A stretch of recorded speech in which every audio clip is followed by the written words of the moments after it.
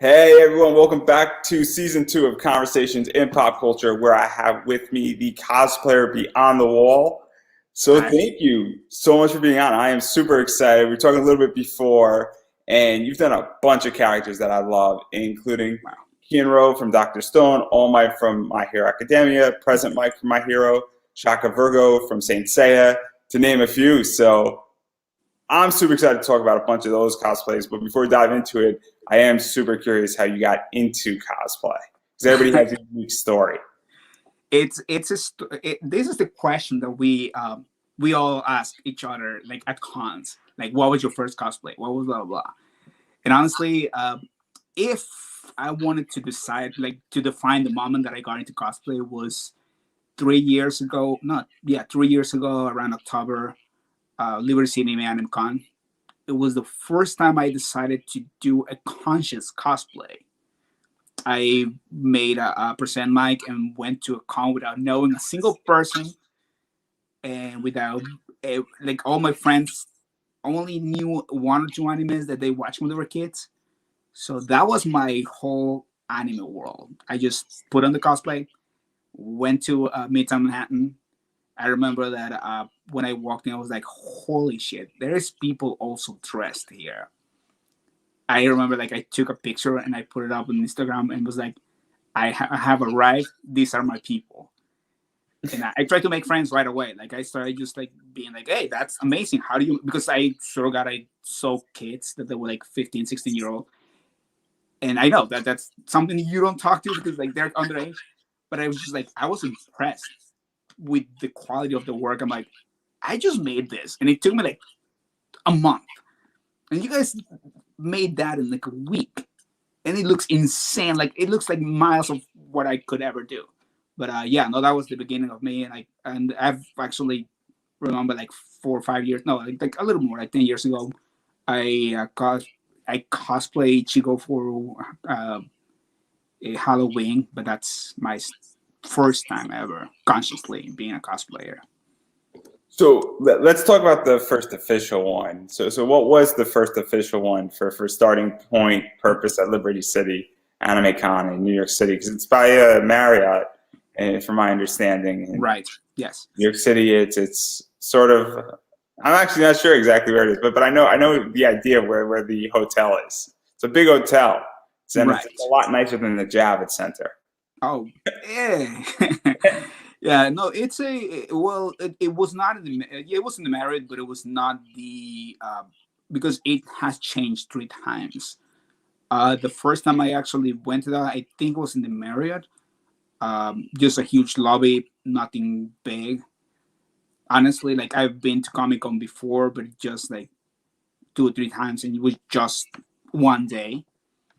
I don't know what happened that day. I was just like, like a month before that, I was like, I need to get into this thing. Something just clicked in my head. I had no idea what con was gonna be. I just knew it was gonna be a con soon, and I started making the cosplay. It was Present Mike, the original like I don't know if you have. I haven't posted one of those in a while. The actual like with the hair up and the chest piece.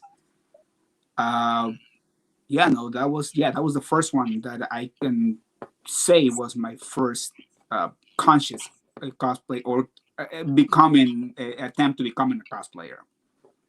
So let's talk about how that one was built, because obviously President Mike's got the hair is up, he's got the chest piece, he's got the glasses. He's sort of got I think like a vest sort of thing, and very Right. much showman like, because that's kind of President Mike's entire thing. And My Hero has amazing costume designs. Oh God, So yes. what was the inspiration for building this one? Because obviously there's a million characters in Oh My Hero God. Academia, and literally there's a character for everyone. Oh yeah, And no, insane. Hirokoshi, chef kiss. He is amazing creating such diverse style. Like that was one of the first things that caught my eye. How every single character, unlike any other show, if you change the hair around, you still know which parts belong to which.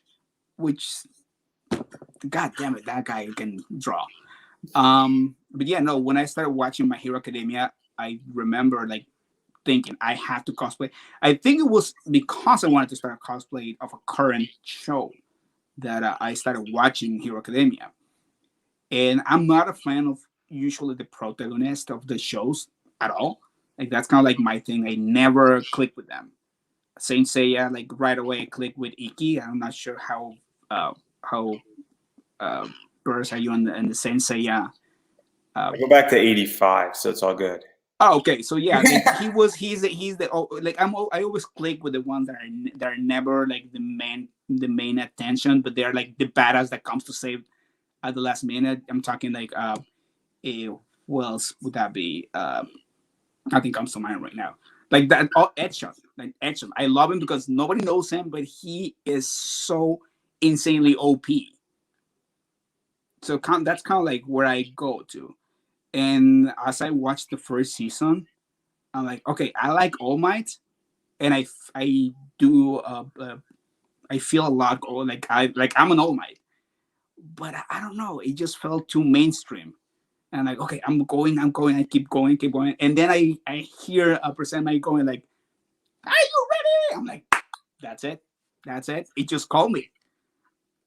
And so to even go further off this, because obviously you've done a few other present mics, and I think that's one of the cosplays you're known for. But focusing on this one for the second here, and I'll get to the others also. But what was that build like? Because obviously styling the wig, or did you purchase the wig, building the glasses, obviously that chest piece, and what was it like putting it all together? Because obviously, given it was your first one, and that this is something that you're new and getting used to and building out your skill set, I guess is the right word here. What was that entire build like? Because I would imagine that typically the first one for a lot of people is hard. Oh yeah, no, it was.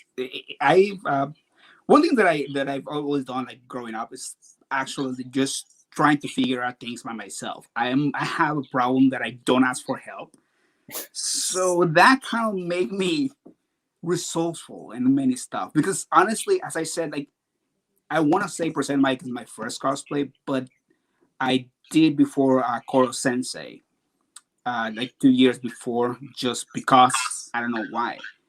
And I just took ideas that I knew from when I was growing up. Like the head, I was like, how am I gonna make a head that big?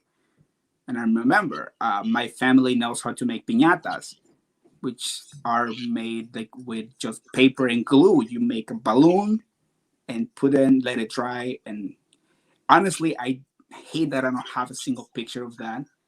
It was horrible. It was horrible, but it was my first build. But when it comes to Percent Mike, I just saw it. I'm like, what am I gonna do?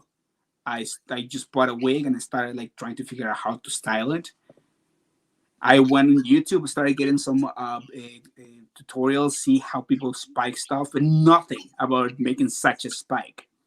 So I just said, you know what? Fuck it. I'm gonna use industrial glue. So I did. I put it upside down, did industrial glue, let it dry for like a day. When I came back, it stuck. So I'm like, okay, it's great, but now it's full of glue. What am I gonna do now? I was like, I bought more whipped and I started like putting it slowly, and then I that's how I came up with a way to make my edge shot, the triangle thing. Because then I realized that if I just put a lot of glue on it and put it on top of EVA foam, it sticks and it looks legit. What I think. That was pretty much like just trial and error. Just think of ways to make a chip and just go for it. Yeah, and even going off of that, because obviously President Mike has his chess piece, and I don't know, there's Warbler and then there's EVA foam, and I think I know which side you lean to, at least on this cosplay, because this definitely does not seem Warbler. Yeah, no, it's not Warbler. I honestly I had no idea what Warbler was before, until a year ago, like when I started like dipping my little toes and more into like the professional way of making cosplay. Because even for that one, I didn't take measures. I just put a piece of paper on my chest, like it should be this size. So I just cut it, and then from there, like okay, so this is kind of like the size that the front of the chest piece looks like, and then from there I just measure again, like okay, this is what it looks should go like inside. not a single measure. Right? I mean, an actual measurement and rulers were involved. But yeah, no. But when it comes to Warbler, honestly, I want to work with it, but I don't think I want to do those kind of builds because like my idea of cosplay is like it's being resourceful. If you are able to buy a cosplay, great for you. But I think you're missing a big part of understanding your character, getting to see your pieces being made. And like I don't know if I should. Well, I actually posted it. This one that I just let me move this thing. That one that I just finished like a couple of weeks ago. It's it has a lot of things that I've never thought I could do. I was impressed on how much did uh, how many different techniques that I've picked up without even realizing I put into it, and it looks so simple. But there's things like scenes where I'm like, how the hell did I learn to do this? So yeah, I don't even know what I was talking about. So to even dive further into this and sort of dive a little bit outside of it as well, and I do like talking about inside baseball because we're sort of now on that topic a little bit. You know, you've obviously done a lot of different cosplays, and we're talking about the other present mics in a second here, and some of the Mhm. things you've done for My Hero. But where do your ideas even come from in cosplay? Once you have a character in your head, how does that come about? And then even when you have that character, because you've done a few versions of certain characters. You've done a mashup of a few. And Mhm. so how does that all factor in? Because it's super interesting because you could have done like 13 different present mics, and My Hero allows for a lot of creativity, in particular that show. And obviously, I'm a fan of that show, and I love it. I don't know if I just had Brina Pentalini on or Palencia on, and she is Minetta, and Mhm. I've had other people on my show who are from My Hero. So obviously, I love My Hero. But obviously, where do ideas come to you from? Because I think it's super interesting. What is your inspiration when developing characters? Well, it's more on the fact that I do feel like I do feel like the characters themselves. Like when I put on my present mic, I completely like blend myself into it. People tell me that I become obnoxious to the point that it's like you have to take the wig off. Um, or when I go with the Joker, it's the same. Like I become too dark. Like my jokes get extremely dark, and I don't do it on purpose. But when it comes to the actual building themselves, it's just the how do I explain this part? Like it's just that I just need to. You need I to go just around looking for the right thing. Like I'm glad that I live in New York City, and New York City has a lot of fabric stores. So yeah, to talk about that because that's something that cosplayers have a really hard time with is figuring out what materials they're going to need, price management, which is the right, big one. Because hate to say this, cosplay can be expensive. oh, it's You so know, expensive as hell. working with certain materials, finding replacements. Your stateside and in the U.S., it's much easier right now to find supplies. The United States never really suffered supply issues as Right. far as cosplays between Michaels and a variety, Hobby Lobby, and there's about 15 other places that I All could right. think of that have materials that you could use. But I've interviewed people from Australia and the UK, and they've had issues, and because of Right. COVID. And so, Right. how do you balance all of that? Because it's super interesting, it's fascinating, and I just know how quick a bill can add up. And Oh yeah, it's no, definitely. a challenge. Again, my thing is like, of course, I'm not made of money, so I will try to cut corners and cut costs as much as I can. And for that, like obviously, resourcefulness is it's one of the biggest skills that you have to build. Like you have to see what you can get away with, what you cannot really like cheap on. And honestly, like when it comes to materials, like getting the raw materials is definitely the cheapest way to go. And also like you're building some skills as well. But yeah, when it comes to the material, like finding the right materials, it's just it just calls you sometimes. Sometimes you just want to like you want certain look, and you just go around. Like it's insane how much my even my Amazon account is like I put one thing in my cart and then the next thing it's for the same cosplay. But you were like, I believe that the algorithm is like, what the hell is it making? Or even when I go buying stuff, I go to Home Depot, and then I hit Michael's, and then I hit some kind of like a dollar store. If the tracker will be like, why? What kind of weird concoction is he doing hitting these stores in less than 30 minutes? So sometimes you just gotta use whatever and pray that it works. Like I was just remember something that it's you if you want to do something regardless of the materials, just try your best. Because like I was thinking like I want to put them somewhere light because I'm also thinking about making my YouTube channel, you know, the cosplayer thing, starting your YouTube channel. And of course like I haven't worked in a while, so I feel bad spending money. So I needed the lights, so I bought the cheapest lights. But then also you need the I don't know what they call it, like just the thing to make it soft. The soft box, that's what it's called. I'm like, I can buy a cheap soft box for $10, or I can make my own soft boxes for $1 or $5, and I've been doing that. Let me see if I can find them. So these are my soft box made from Dollar Craft Store. Craft, I don't know. There we go. Basically, I made 5 of them already, and each one of them was $1.30. So it's not again, it's not about like how much you spend. It's just like you just gotta spend a little bit more time trying to figure out the material that it's to your budget.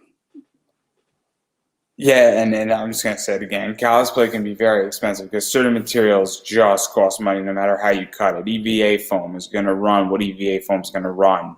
But you Right. know, I agree that there's certain things that you can do that can reduce massive costs. You know, you can buy certain like button fasteners for $1 that might replace something on something, or you know, you could build your props a certain way, and you could do a lot of cool stuff that way. So I think that's super interesting. And then the other thing that also I've noticed, and talking about inside baseball, is that there's been a shift in the last 5 years in cosplay. And I know that you haven't exactly been involved for 5 years, but I've noticed this shift where it's gone from these big, bulky cosplays and not necessarily be able to sit in them or breathe in them to going into more of a wearability. And I don't think you've had this problem. And I think, you know, Right. men don't typically have this issue, from my understanding, but more women do. And I think that's now shifted. And I think it would have continued in 2021, but obviously COVID hit. Mm. So how do you view that? Because you're inside and I'm looking, you know, inside you're looking out on this issue, and I'm more as a cosplayer because that shift has sort of occurred in many ways. I think that yeah, the fact that we have created the casual cosplay culture, which is something that I adore. Because like it's sometimes you want to go to a con but not be the fully dressed, but it doesn't feel right not to have a costume in you. So just go into my casual present my which is my go-to regardless, even for like after parties. It's yeah, no, I feel that that the shift is it's a great thing. How to explain this part? Because also like I do have that feeling. Like I love making big builds and I love doing all this extra stuff. But going to a con like across the country, it's insane. I don't know how. I don't know if you know the Fantastic Nami. She makes her samos. She makes like huge stuff. I don't know how she brings them down to America. Like she's in Germany and she brings them out. Like so, props to her. But yeah, no, like I've actually had twice that. Like I last year I made a Pickle Rick. You know when Pickle Rick was on the prop. But I made the whole thing, so it was just like a huge cylinder what I got in, and I don't know what was that, and I think I go in tangents. We're talking about casual cosplays and just how the shift has occurred and why the shift has occurred and all that stuff and how you feel about it. Because obviously, I think on my level, in my view, I think it's both good and bad. Where I think it's nice to have wearability and also I think more materials are now available for that. I think 5 years ago there was less materials and there was less how to use those materials. I think EVA foam wasn't, as effective as using something like a Warbler, for an armor build. And now you can use EVA foam and actually build armor out of EVA foam and then have a little bit of Warbler on it. And it's legitimately like 14 pounds lighter, which is insane. Right. Yeah, I know. Well, yeah, no, okay. So about that, yes, I do agree that I do love the fact that there's casual cosplays now. Because first of all, it takes one big stigma of the cosplay community, which is like you must do the perfect cosplay. The fact that now we can do classic cosplays and still get the message across, I think it's the important and the main point of cosplay. Because again, the word cosplay, costume playing, is that we're just dressing now. We should never take it serious.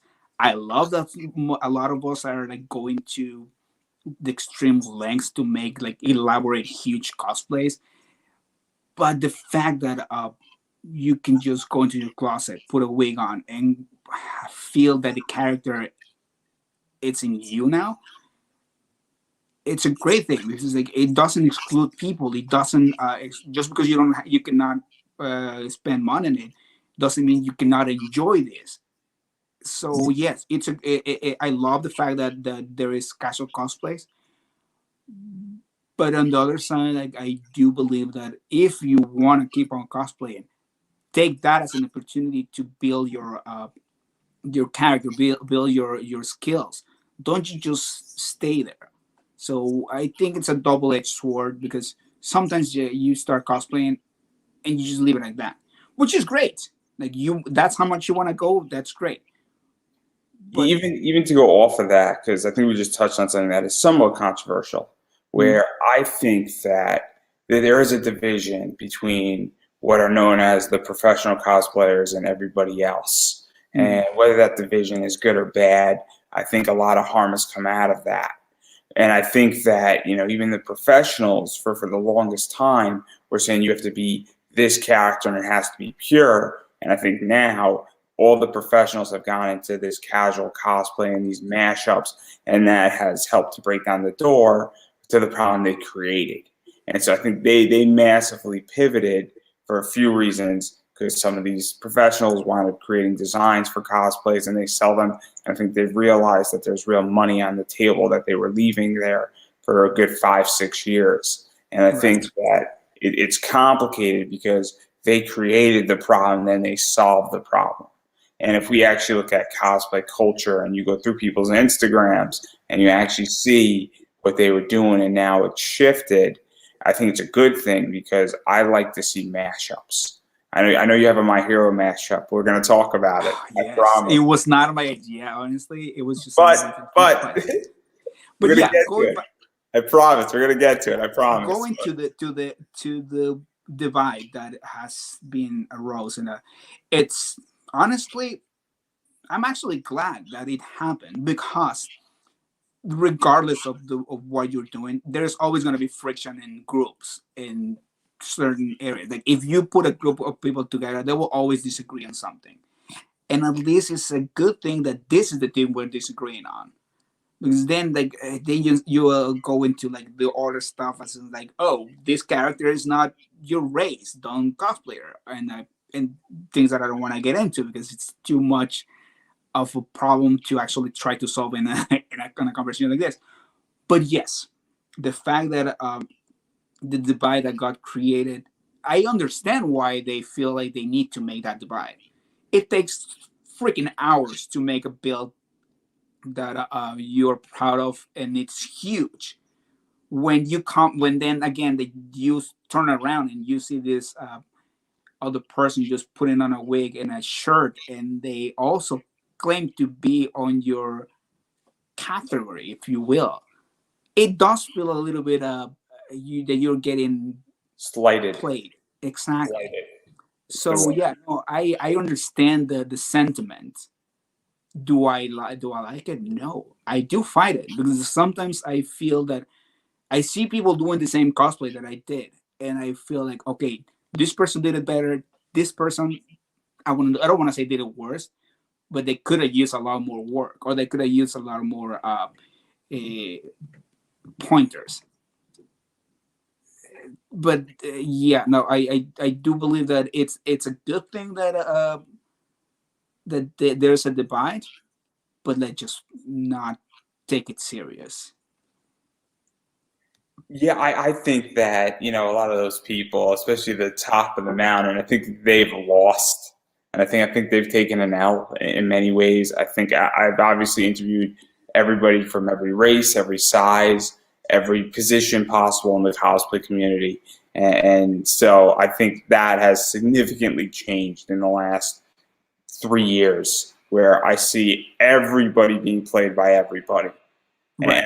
and I'm being very careful with my words. I'm trying to be very politically correct when I say this, but I've seen everything, and I think that those big people are taking the L, and that's why they pivoted. And I'm not saying it's perfect. Don't think I'm saying it's perfect. Don't say I don't think it can improve upon, but I definitely think it's going in the right direction, and that's why we've seen this shift with mashups and a variety of casual cosplays. And having said all that, let's talk about your casual present Mike, because that's interesting. And I know you've done a bunch of other ones. And then also you have President Mike with the hair down, which is cool, and chilling out and more showman-like, you know, more master of ceremonies, if you will. Right. So obviously, how did this come about? And what's the story behind this one? What is the build behind this one? Because I like this one also. Okay, so for that, honestly, like when decided to like I was gonna go to Katsucon last 2 years ago, which didn't end up happen. Uh, I realized like I cannot bring this big wig. It's not gonna travel. That's it. It's if I make it to DC, the wig won't. It's a fact. I'm really bad at taking care of my stuff. So one of the things that I've always done with my cosplays is like make them tough for me, because I know like at cons people like touch your stuff and they do stuff, but I'm the one who destroys my own cosplays most of the time. So I had to make them tough, and I knew it was not gonna travel. So I started seeing like there was a lot of especially with the Jiro's cosplays in Hero Academia, that they would throw like anything. Jiro looks great on anything, especially racks. So it's like, okay, there's a lot of like cosplay, and I started realizing there's a lot of casual cosplays here and there. And then there was official art of Hirokoshi putting present Mike in a I think when he did I'm not sure if this is gonna be actually it's not a spoiler because it's a standalone episode. He goes to a jewelry to buy a ring, and he has like just a ponytail and a red shirt. I'm like, that is official now. Like you can cosplay that now, and nobody can say it's not official. So like, there we go.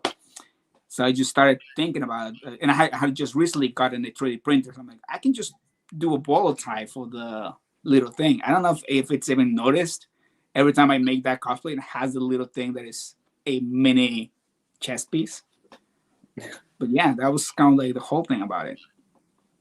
And so, how is this received? Because obviously, you're taking something and it's technically official, might be somewhat called out to some degree as being not official, but obviously, it's also very casual, it's very transportable. It's My Hero Academia enough, is the way I'm going to describe it. And I don't mean to diminish it by any stretch of the imagination, but obviously, it's a new interpretation on it. And so, Right. very cool. And then also, did you debut it at Katsucon? No, I think honestly I don't remember what I got it first, but the first time I actually got like real like people realized or I noticed that people knew what I was doing was FlameCon 2 years ago. Down in Brooklyn, right? Down in I'm Brooklyn. sorry. No, FlameCon. I think it was in Brooklyn. Now they're making it in Manhattan, uh, by Midtown. But I just I just went there because I got invited by a friend. A friend was like, "Oh, you guys, I just made this is after I made my first group of friends, which I'm kind of really close with now." They were like, "Oh, there's FlameCon going on. You guys want to come?" I'm like, "Yeah, let's do this. I need more cons." I was obsessed with con right there, and I'm like, "What am I gonna do? What am I gonna do?" Oh, present mic, but I can just do the casual part. As soon as I got there, two of the vendors like, "I love that. I love your present mic." I'm like, "You guys know what I'm doing?" And like honestly, I guess because of the type of people that I want to like follow me, I haven't had a single person saying like, "Oh, that doesn't look good." Da da da. Because sometimes I don't shave, so you can see my normal hair underneath the whole other stuff. And I haven't heard a single thing about not being canon or not being too close to the source material. And then even going further with President Mike, because obviously this was received well. You also have essentially nude beach version out in New York City. Also those photos, and I love that stuff. And For which one? I love your nude beach photo on Instagram. Let me see. Okay, I gotta check that out because like I So, sometimes. so it's this great photo, and this is what I want to talk about. It's that you're at a beach sign, and I think it. Oh, yes, I know what you're talking I about. just think it's the funniest thing for so many reasons, and like you modified the sign too. And so I want to know the story behind that because I think that's one of the best Instagram photos you have out there. Oh God, yes. No, that was Katsucon. So my friend Kim, they actually like want to do like picture, like build a portfolio, and it's insane how like I've taken advantage of them like it's so bad. Like we take they take picture of me a lot, and they make a great job. So I will actually shout out to Kim.gif. They make great pictures. If you need somebody to help you take your pictures of cosplay, just go for them. Uh, you can just like I always link them on my whenever I put up a picture of them. So this is like Katsucon day 4 last year. Well, not last year, 2 years ago. When the last time they happened, actually. No, yeah, that was last year. My first time going, and we are taking just pictures going around. We have another friend who cosplay Garo from Saitama, and as I said, like I get into the actual character to a point like I'm walking around. This is something I will never do. We're taking the picture by the water, and then this person like walks around and they are holding a just a skull. And I'm like, I need that skull right now. And the way I said it, like as percent, Mike, they were like, here, just have it. So I took that picture. I keep going, and I don't know who. Oh, because we're trying to do like funny, like just funny outtakes. That's something I do. I don't take anything serious. So I try to just do stuff like that. And we saw that, and somebody said like, no diving, no, you should like stop it. And I'm like, I'm gonna do one better. I just like wrote it down, like put it on the sign. So it's just my brain going crazy. Like I don't have a point where I think things before I do it. I just think it's a funny photo. I think it's funny because I think it references a lot of other things, and it can be taken in about 20 different directions. And I just think it's just one of the funniest photos I've seen. And I just saw it, I started laughing. So I wanted to highlight that. And now let's jump to President Mike's somewhat cousin here, and that's Gentle Criminal.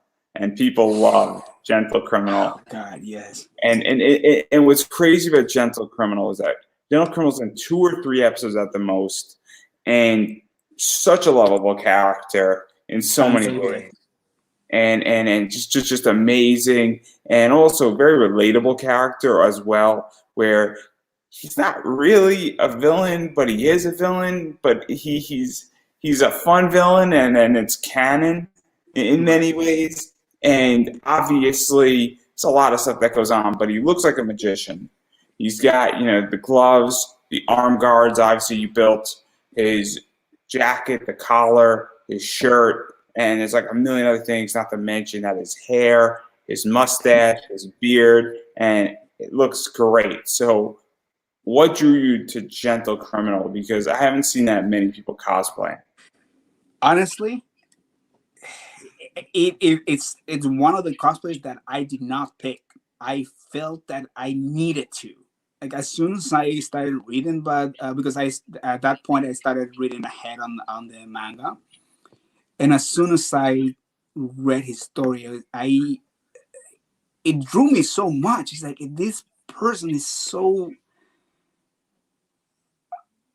real, so relatable, and he needs some sort of redemptions, and he just needs one win.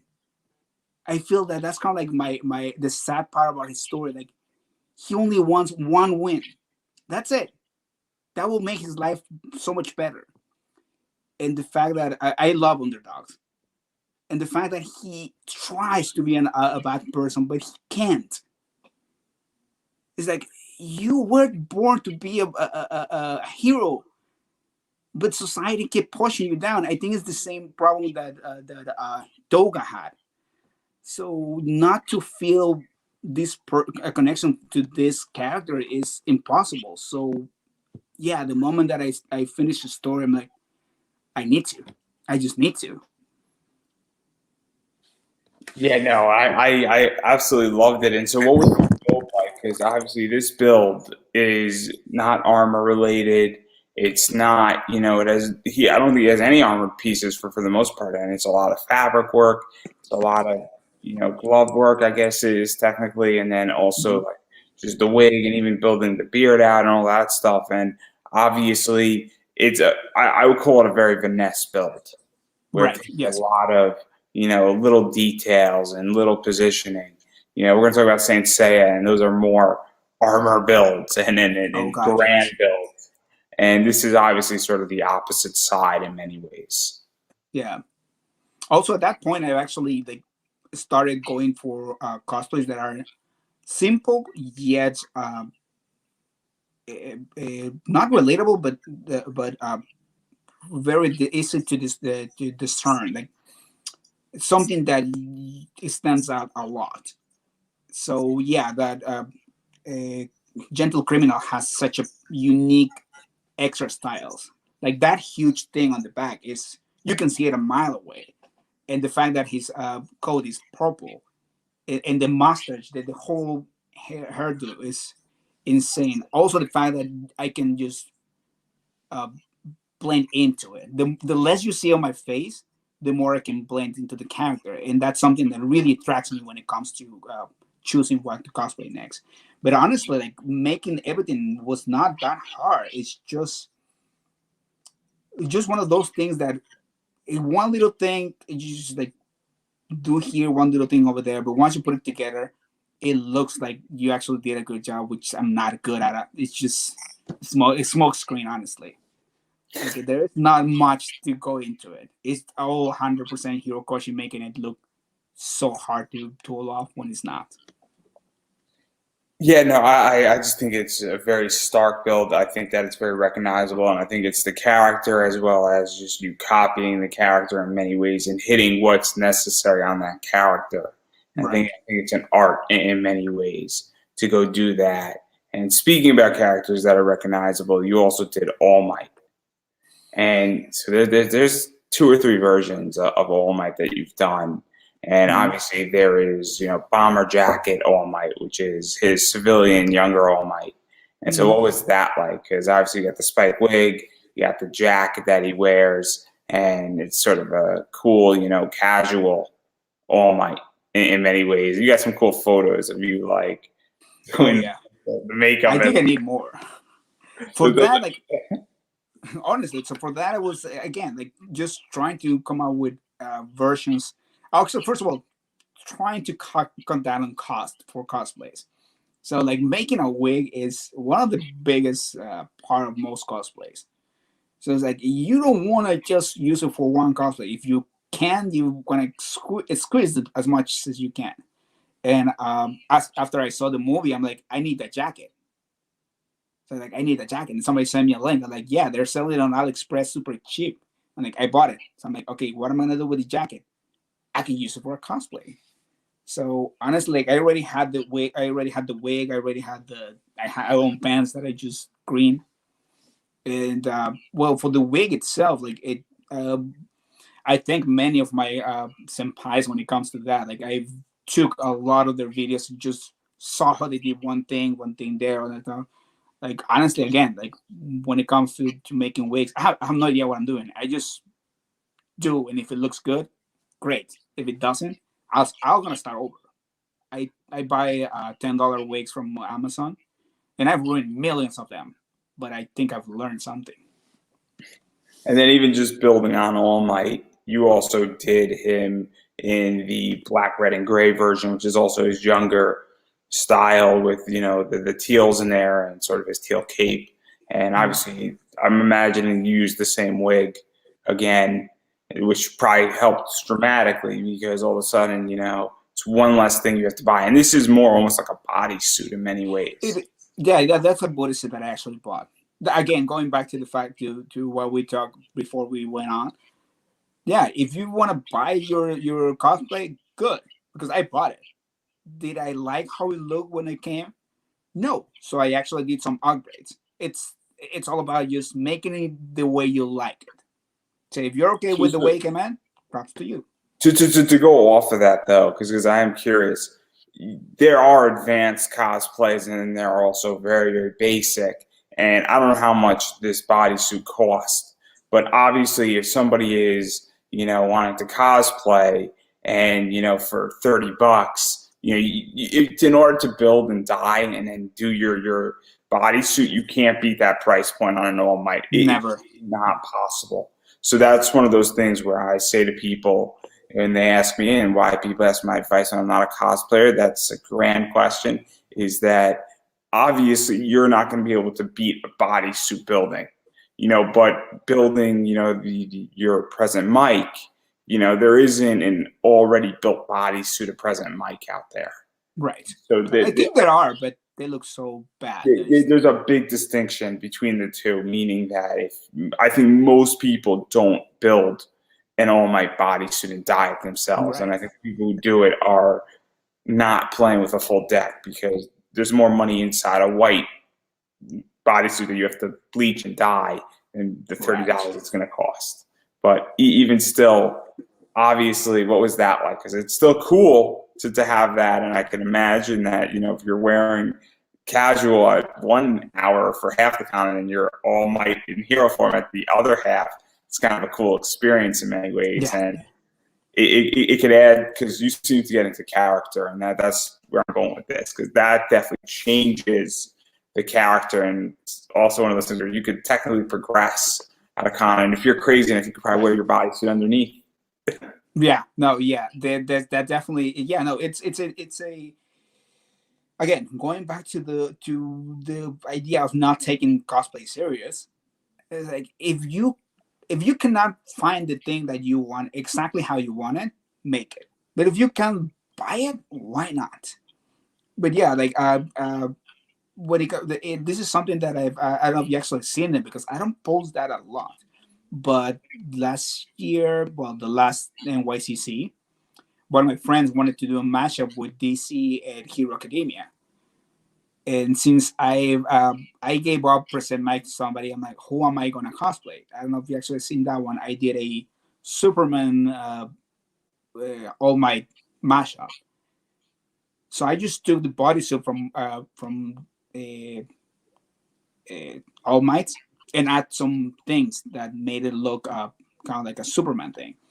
And funny enough, like a lot of people were like, "Whoa, that is kind of like the best way to do that mashup," because I just put a belt, but I took up, I think it was I'm not really a big fan of DC, but I found a photo of him like wearing kind of like a tiara thing and like a utility belt. So I just took that belt and went with it, and I made it. And again, like it's something when you need to to achieve certain look. That's when I said like, go nuts. Try whatever you can to make it look the way you want it. Yeah, and so that's kind of cool. And I was about to bring it up because I think it's fascinating, and I'm a big comic fan, and I like comic stuff, and so I thought it was super cool because All Might and Superman are very unique and very similar. They're also different. All Might is still a human, Superman is an alien. I'll just throw that out there. But they Right. both stand for justice. They both definitely choose to represent the underdog in many ways. They both, have unbelievable strength. Obviously, their color schemes are very similar, and their personalities to some degree are also very similar in Right. that realm. Obviously, All Might tends to be a little bit funnier in that idea, but they also put citizens first in many ways. We've seen that. So, what was that like even to get into that character? Because you have two, characters who are very similar but also are very different. And there is a Oh big yeah. connection because obviously, there's a lot of stuff that All Might would not go into with Superman. And Superman definitely has a dark side, for lack of a Oh better yeah. word. And All Might Mhm. doesn't really, I don't want to go and say he has a dark side because he has dark moments, but I don't think All Might has a dark side as a character Yeah. in many ways. Yeah. No, All Might is a child for all intents and purposes. Like when it comes to how he perceives the world, he's a child. He chooses to see always the brightest things and the best things of everything, of people, of like everything. But Superman, I feel that he does not understand humans. He was raised in, but there is no way in even after so many like being 100% human life, he does not understand what a human is. So I guess that's where his starkness comes from. Like he's still always gonna be feeling alien. So mashing up those two ideas was like, I mean, yeah, for character development, like it's super hard. Like visually, it's super easy because you have like red colors, you have blue, boom, just put them together however you want. It's one way or another. It's gonna look both ways.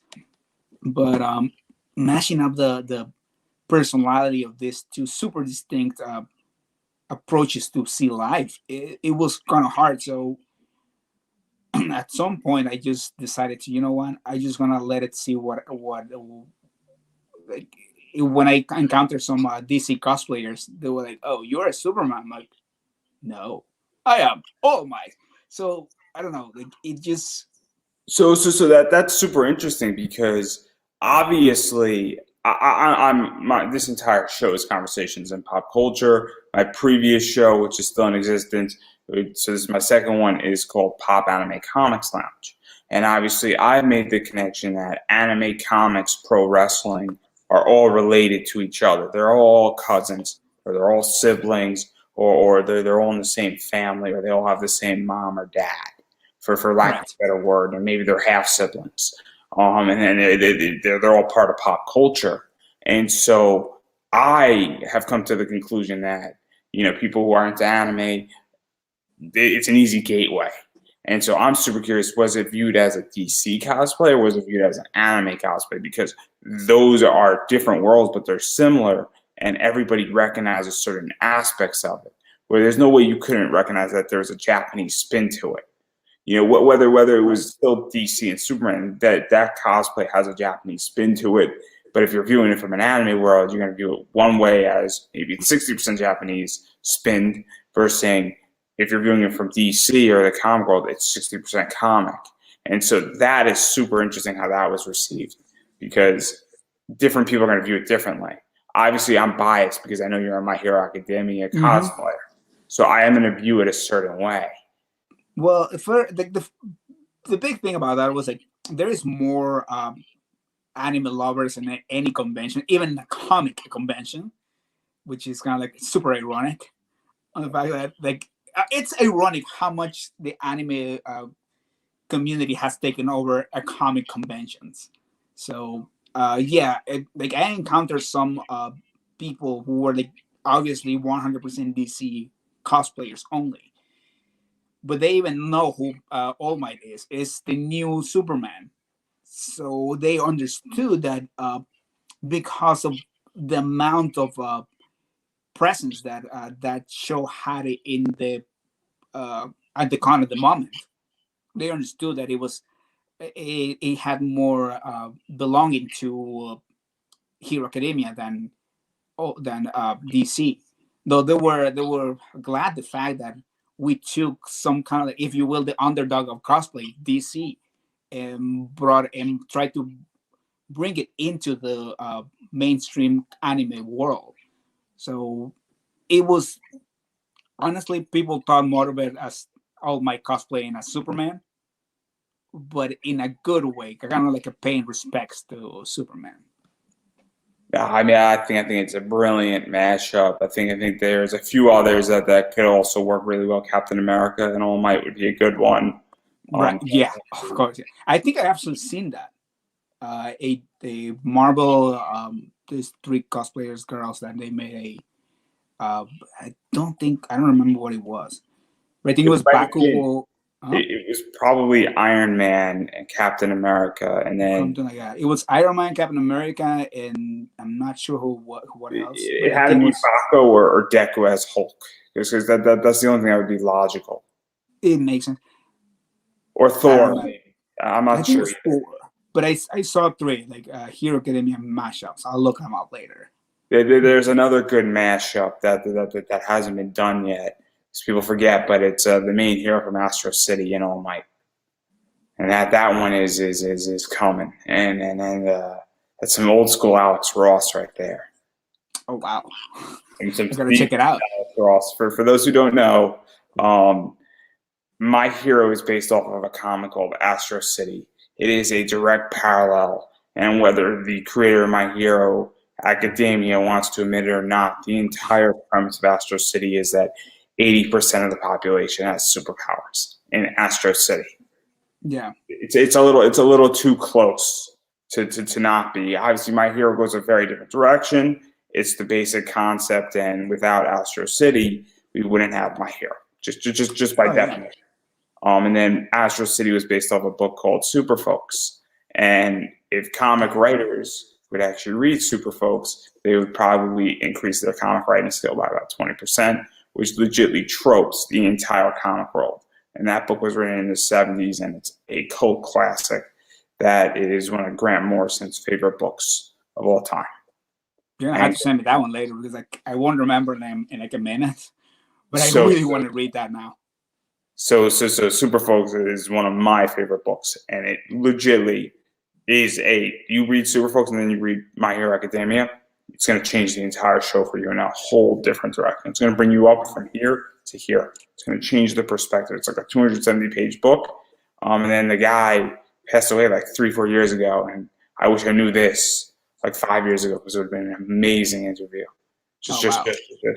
But live and learn. It's crazy. Yeah. Biggest regret, but live and learn. But anyhow, I do want to table all of this, and I want to go back to Saint Seiya All because right. obviously I love Saint Seiya. I'm old school Saint Seiya. I'm new school Saint Nice. Seiya. Uh, Bryson Bogus was on my show, and he's in the Netflix stuff, and I think he's the main or one of the mains on that show on Netflix. And so obviously, let's talk about Icky. Right. God. Because now we're going old school. We're going intensity, if you will, and a heavy armor build. And yeah, this is like going deep down into the vault and pretty intense cosplay. Pretty grand armor building cosplay. Right. Well, yeah, no, about that one. Gosh. Honestly, like as soon as I decided to start cosplaying, I knew it was gonna be one. I had to do it one day. I spent at least 2 days like making longer, bigger the whole horns in the on the mask, and I think it was like a month that I took like building it. Not because it was too hard, but it's like I don't like this, so I will like start over again. I think that the mask I went around like 7 or 8 different sizes. Like I will make it with some paper, and then I just like do the whole thing with just like really rigid paper, and I made like easily like 10 of those. Uh, So what was that like? Because obviously it has to fit. And I know it sounds like a crazy question, but like it actually has to fit. So what is that entire thing? Because you know it is if you're throwing on building, a jacket, it's a little bit easier, but like headgear is complicated in many ways because it actually has to work. yeah. Well, it was just again trial and error, just doing one little thing, one little there. Um, as I said, like my trick to do to not waste any kind of resources, like I just buy paper a lot, like one of those big sheets. I use like I've actually made the Shaka version of it completely out of paper, and then like I just transferred it into the EVA once I knew like I had the right sizes. Because kind of work kind of did it. But yeah, when it comes to the first time I ever did Iki, it was insane how much I hated the fact that this doesn't like bend properly. Doesn't look like in the screenshots that I have from the show. But then I realized like if you look one screenshot to the next, they don't even match either. So I just said, you know what? I'm gonna do my own version of it. There are some parts that I took from the Sensei Omega, and some parts that I took from the original version, which is my first that I like the most. Old school anime. Old school Big ones, old yes. school anime fan. I go back to the 1950s. I go to the Tezuka era. So this is I go deep. Oh, God, I know of it, but I've never actually. I go back to the Godfather. Wow. Yeah. So I go I just way back.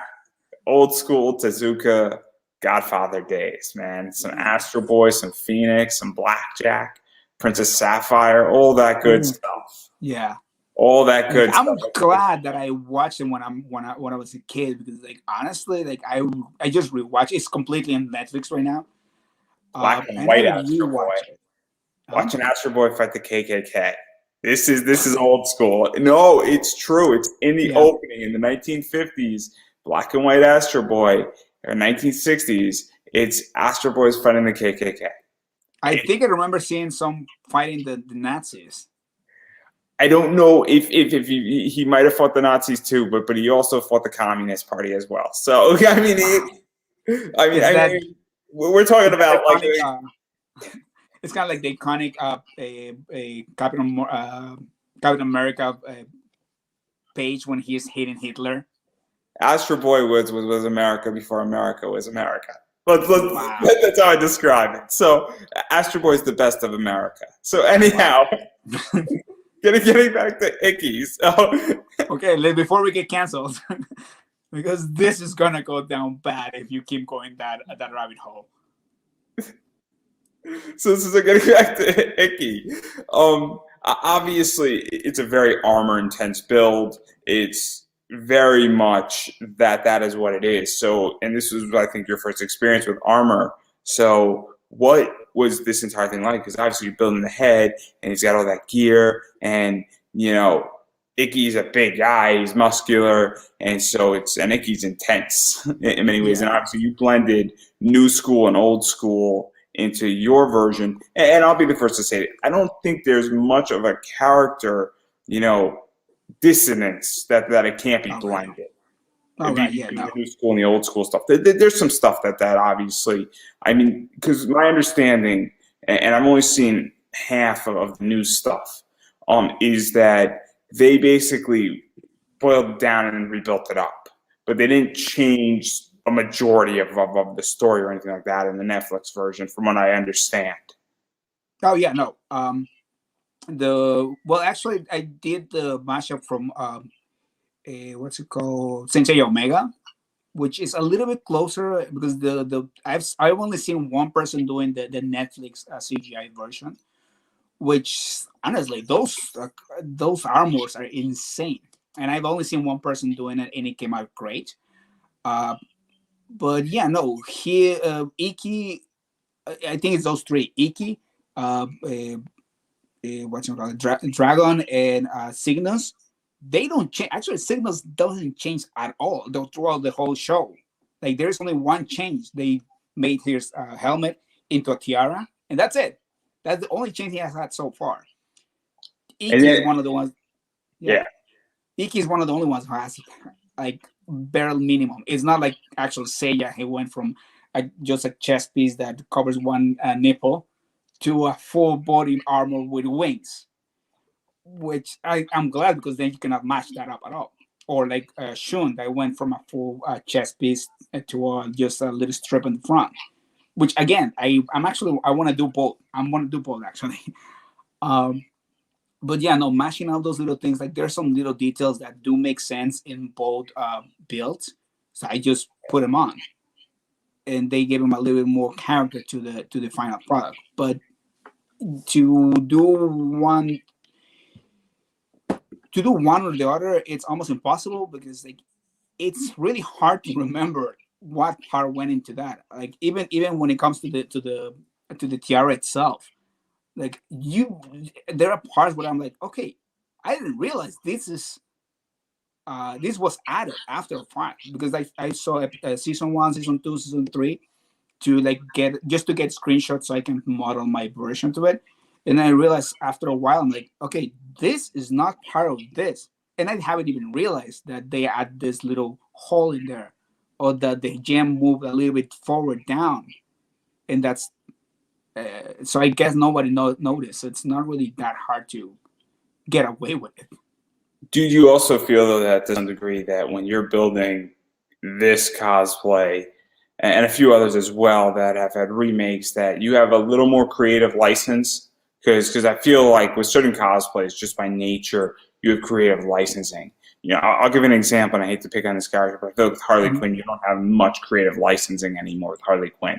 But with a Oh, character God. like with Deadpool, you can do whatever the fuck you want to do. And I think with this character also, you can also do a lot of things where you could, if you miss one or two things, but it overall looks like this character, you know, from either one of these things or a combination, you're going to get away with it because it's just the nature of the character. Oh, yeah, definitely.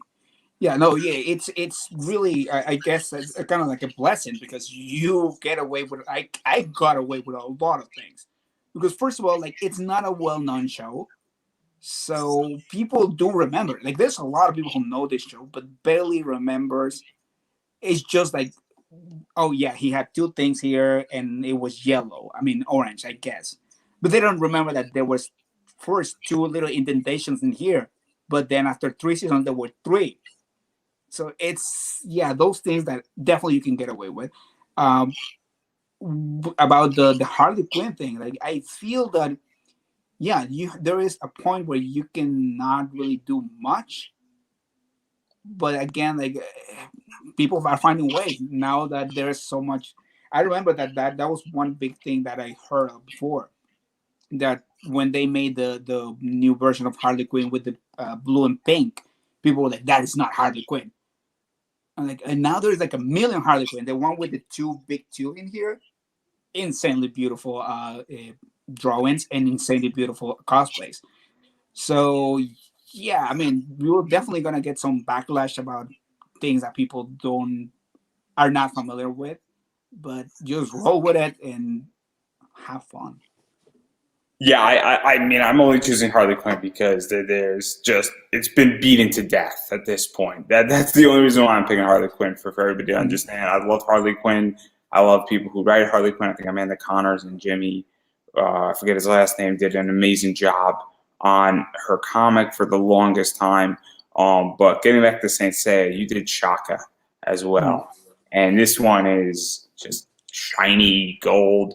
This almost seems more flexible. It's less bulky in many ways as far Mhm. as an armor build. And so obviously the armor is a very different style. As I said, the armor is shiny and gold.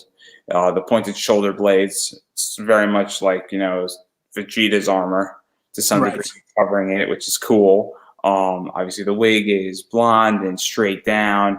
The gauntlet, you got some serious leg gauntlets that almost go, I think, cover your knees.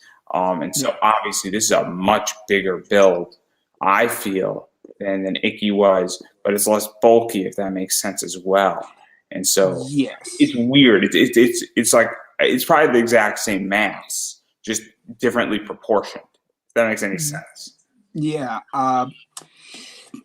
Well, first of all, like I had more experience to with measure, if I will, like my way of measuring things when it comes to when I made Shaka.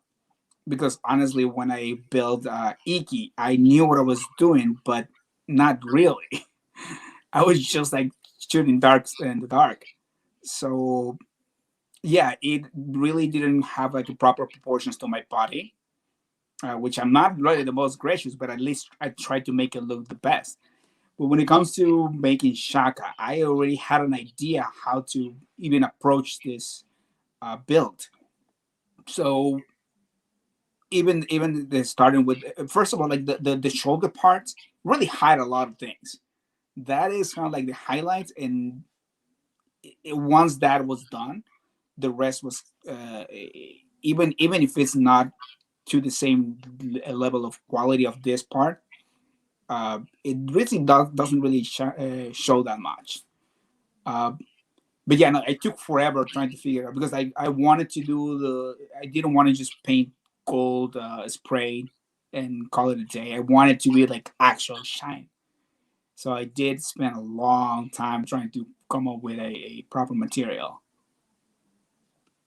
And obviously, I think it's great. And I also think it's great that it reflects light because I think it adds tremendousness to it, and I feel like it gives it a different vibe too, where it's Mm, not just gold paint. We got reflective paint, we got that shine on it, we got that glow on it, and it also plays, I think, to this show as well because Shaka's armor actually does reflect light and it does shine, and it adds to the entire thing. I think that people sort of remember color schemes in anime, and I'll be the first to say I don't exactly remember everything about Shaka, but I remember, oh, this character looks like this, and it adds to the overall appeal of the character. I'm like, okay, this character has a certain type of armor.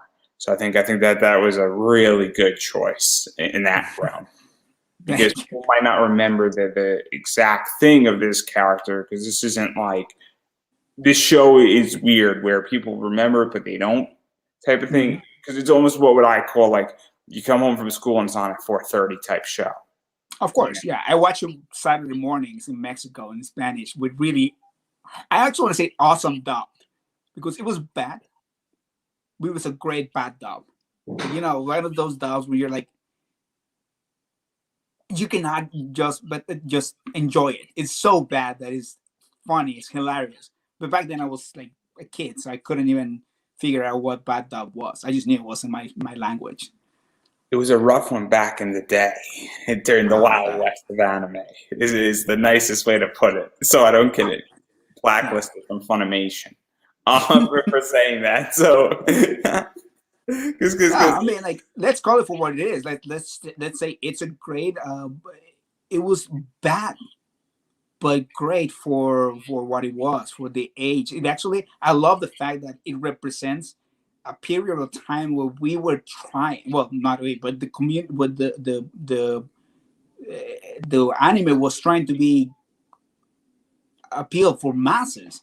That they did it wrong. Of course, they were gonna do it wrong, but there is no less merit for it because they were trying. They didn't know what else they were doing. So dubbing that is it's very considered much bad right now has its own merit right now. it was And I very would much say yeah it it's was like the very much ugly doll. West. It's very much the Wild West, and it was at a point where they were figuring out how to dub things, get things done. Jay Hickman was on my show, and he's going to be back on hopefully in March or April, and he Mm, was in the original Saint Seiya as one of the characters. And so it was a very different time back then, and super interesting, but super important as well. Because right, guess what? They were trying to do shit, and sometimes you got to experiment with that. And so, right. speaking about experimenting, we have to talk about Dr. Stone because you have an amazing Kinro slash Sukiya cosplay, or as I like to call it, Kinro X Sukiya. And so, obviously, Dr. Stone is extremely popular. And this, from my understanding, is Kinro. But it's him with the Sukiya hat, and he wears her helmet or his helmet.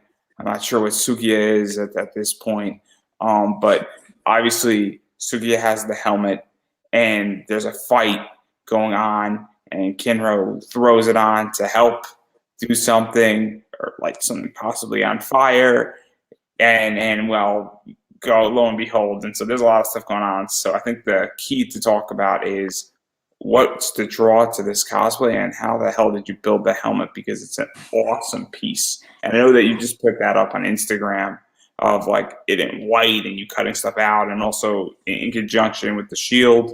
And there's a lot of stuff in this, and I think that's the most important thing to talk about, Yeah. because All awesome. right. So starting with, first of all, like, how did I pick that one? I knew I wanted to do something from Dr. Stone, but I couldn't figure out the one that it was. Again, at this point, I was already figured. I already knew that I wanted to do cosplays that were. I don't want to call it lazy because it's easy, but super recognizable. And nothing in Doctor except for Senku is an easy. A recognizable cosplay. It's super easy, but once you put on the cosplay and go to a con, it's kind of hard to really tell. Like, is that from? So I couldn't.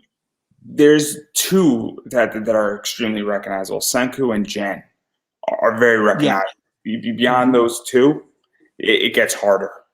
Yeah, Suzuka is also recognizable, but that's because of the helmet. But beyond that, right. So yeah, when I wanted to do something, like, I was watching the show because I didn't read the manga yet when I started watching it, and I really wanted to because this show really called me. It's, I mean, the science in it is actual science, and they even have disclosures like, this is real. Don't try it at home. You might get in trouble.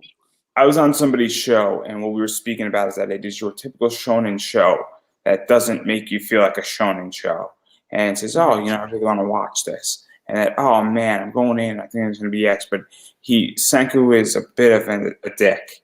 Okay, oh fuck yeah. He's a scientific dick, and we haven't had a character like that in anime for like 30, 40 years, and it's nice and it's very appealing because he's an asshole type dick character who solves his problem saying, "I'm not going to punch you in the face and overpower you. And I don't have powers, and I don't have superpowers, and I'm not the strongest person in the world, but I'm going to outscience you to get my solution." And then I'm going to say, we have Rick Sanchez already. This is just another Rick Sanchez, but to with a more heart. I don't know if it makes sense. Yeah, to some degree, and I also just think the animation is just done beautiful. Oh yeah, and I was tremendously.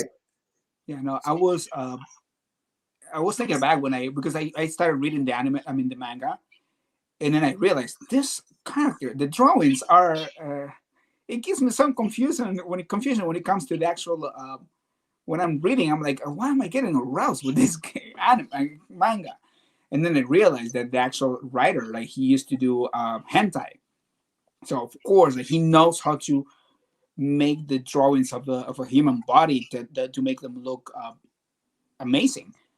But the whole point of it is like, okay, so you have an amazing drawer, and then like he can combine that with such a great story that is not only like a great story, but it has a lot of relatable things, which is something that I guess happens a lot in hentai. Like, yeah, you're gonna have your fix of porn and tits, but a good part of actual hentai is like they have really great personal stories. So I think he took from that and he made every single character relatable. Again, going back to how to pick the cosplays, like, it was easy. I wanted to cosplay a lot of them, but none of them had the presence that I needed for a con. And I really love the Suika. I actually was obsessed with the little Suika a helmet. And then that episode came in when he's fighting Chrome. No, he's fighting Magmar. And they show that he also has the sickness, like they call the fuzzy sickness, where he just cannot see properly, like far away. And then like it just makes sense when he puts on the helmet, and then science basically like he gets science embedded into him, and then he becomes the better character. Like he becomes so much better because of science helping him. He begins to be the better himself. So that only not talk to me about like this is what I like about science, but the combination of such a strong-willed character and that the helmet is like it's just perfect. I hide my face because I like to hide my face. So So how did the helmet get built? Because this is what I think people want to know. Because obviously it started out, it wasn't green. It started out in green, and like, how'd you even build it? Where'd you even find a helmet to build? I know that you had to cut out the eyes, and then obviously I don't know if you lined the helmet inside and all that, because it's super interesting. actually, it's here. Like I keep it really close to me. Like this is my favorite helmet to date. So inside, it's the rest of the cosplay. It does have some linings in here, and it did have a problem because it fell last year, so it's broken now. But this is a when I decided to do the helmet, I knew that I wanted to make it as seamless as possible because I've made helmets and I hate the seams so bad. So I was like, you know what? This is gonna be a cheap cosplay for the rest of it. So I'm gonna buy something expensive to make the helmet. Like I don't mind putting more money into that part if it makes it look like the way I want it. So I spent almost a month trying to find what was it a lampshades. Actually, that thing I bought like this. I don't know this way. This thing is a dead mouse head, which I bought. I don't know where I got it from, but it's foam inside. So I tried to find one of those. I don't know, like I think there's a story behind that that I cannot say for legal reasons about if it's real or not. But I couldn't find that thing. I think they're custom made. It's foam, and it so I tried to find that and I couldn't. So next best thing was to find a shade. And I remember that IKEA has those little balls of it does little lamps that are like round, but it was too small. Then finally somebody sent me a link to Amazon to this lampshade that is the perfect size. So I think it was like 40, $50. I just bought it and then I tried to figure out how am I gonna cut it. I tried going around like YouTube trying to find videos to cut vinyl, to cut stuff, and after a while, I just took the plunge. I'm like, you know what? I'm just gonna like go with the Dremel, with the rotary, with the actual. There's a common like a disc that cuts stuff. I'm not sure if it's an actual thing for cutting. So I just went with it, like, and it actually worked. I'm like, wow, that worked. It really like it was weird because after a while, it was like it started to melt it. So I'm like, okay, that worked.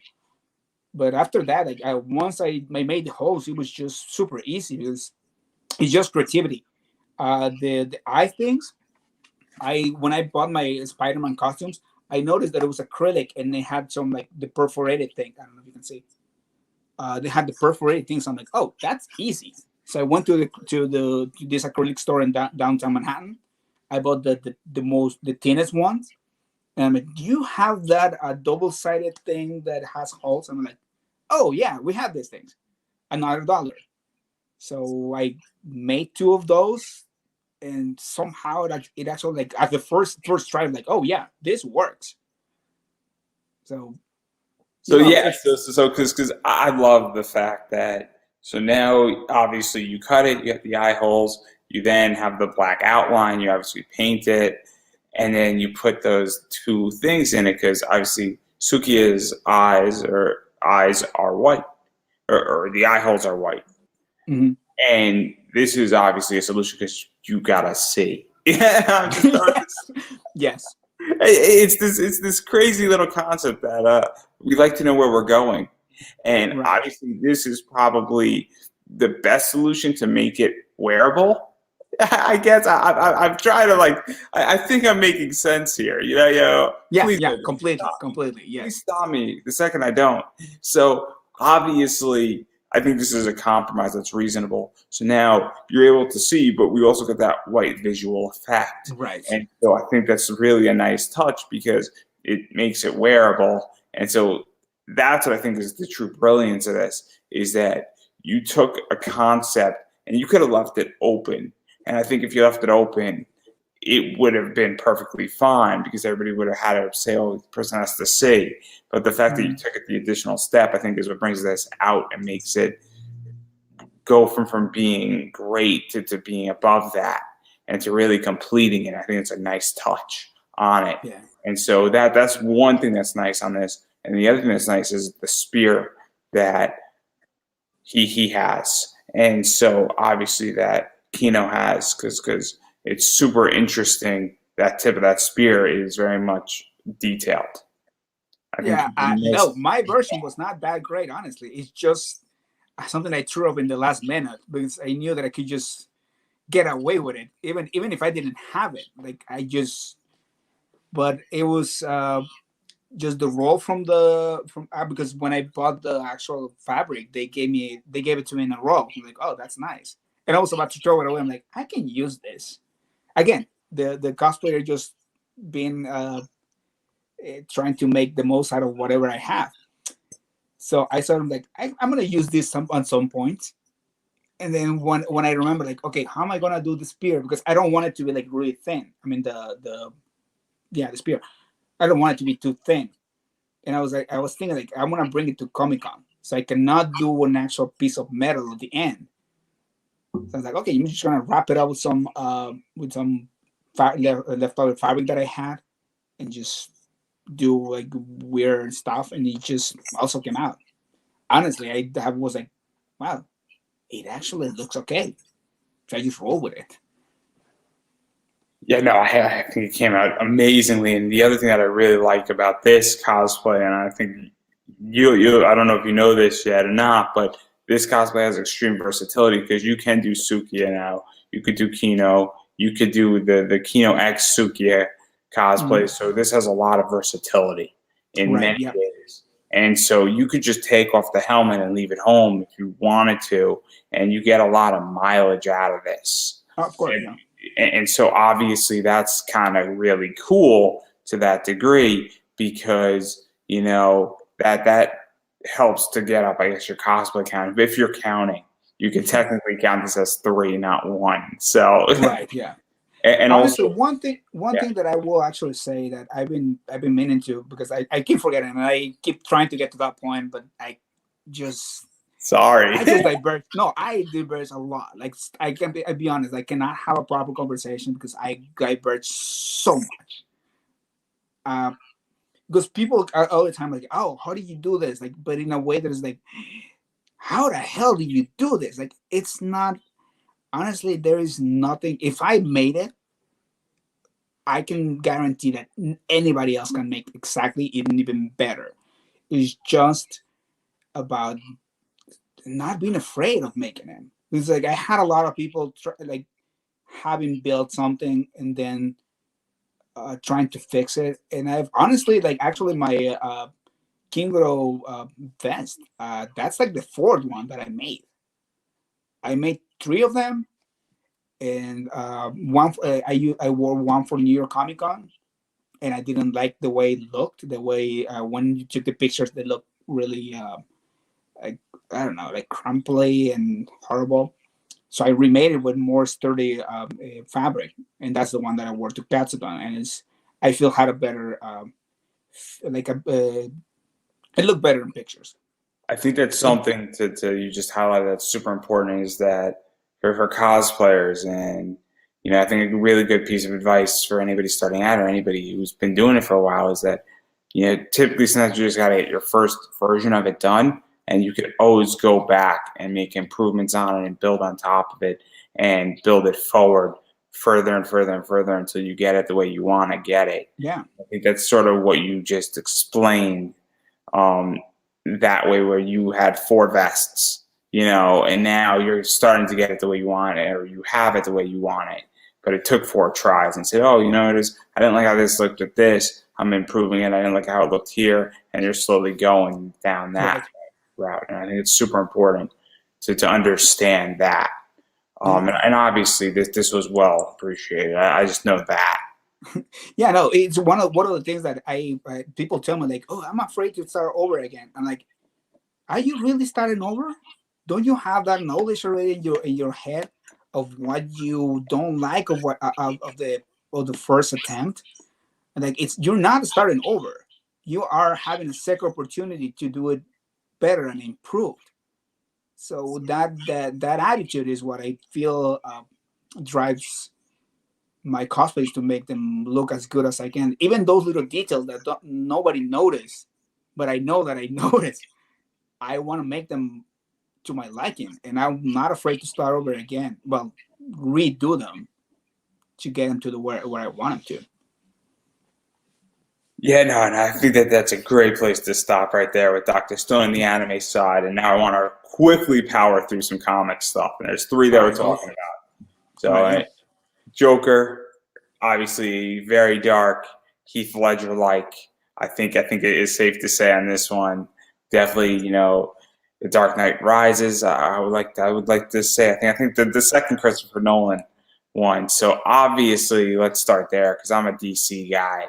I love All right. DC. I read a lot of DC comics. I read a lot of Image stuff, and I grew up reading Green Lantern. So that's and Batman. So obviously, what is that cosplay? Because that definitely deals with paint on the face, which is a very different ball field and idea and positioning than other things you've done, minus your Double Trouble. That is actually interesting because I've never done any face painting at all.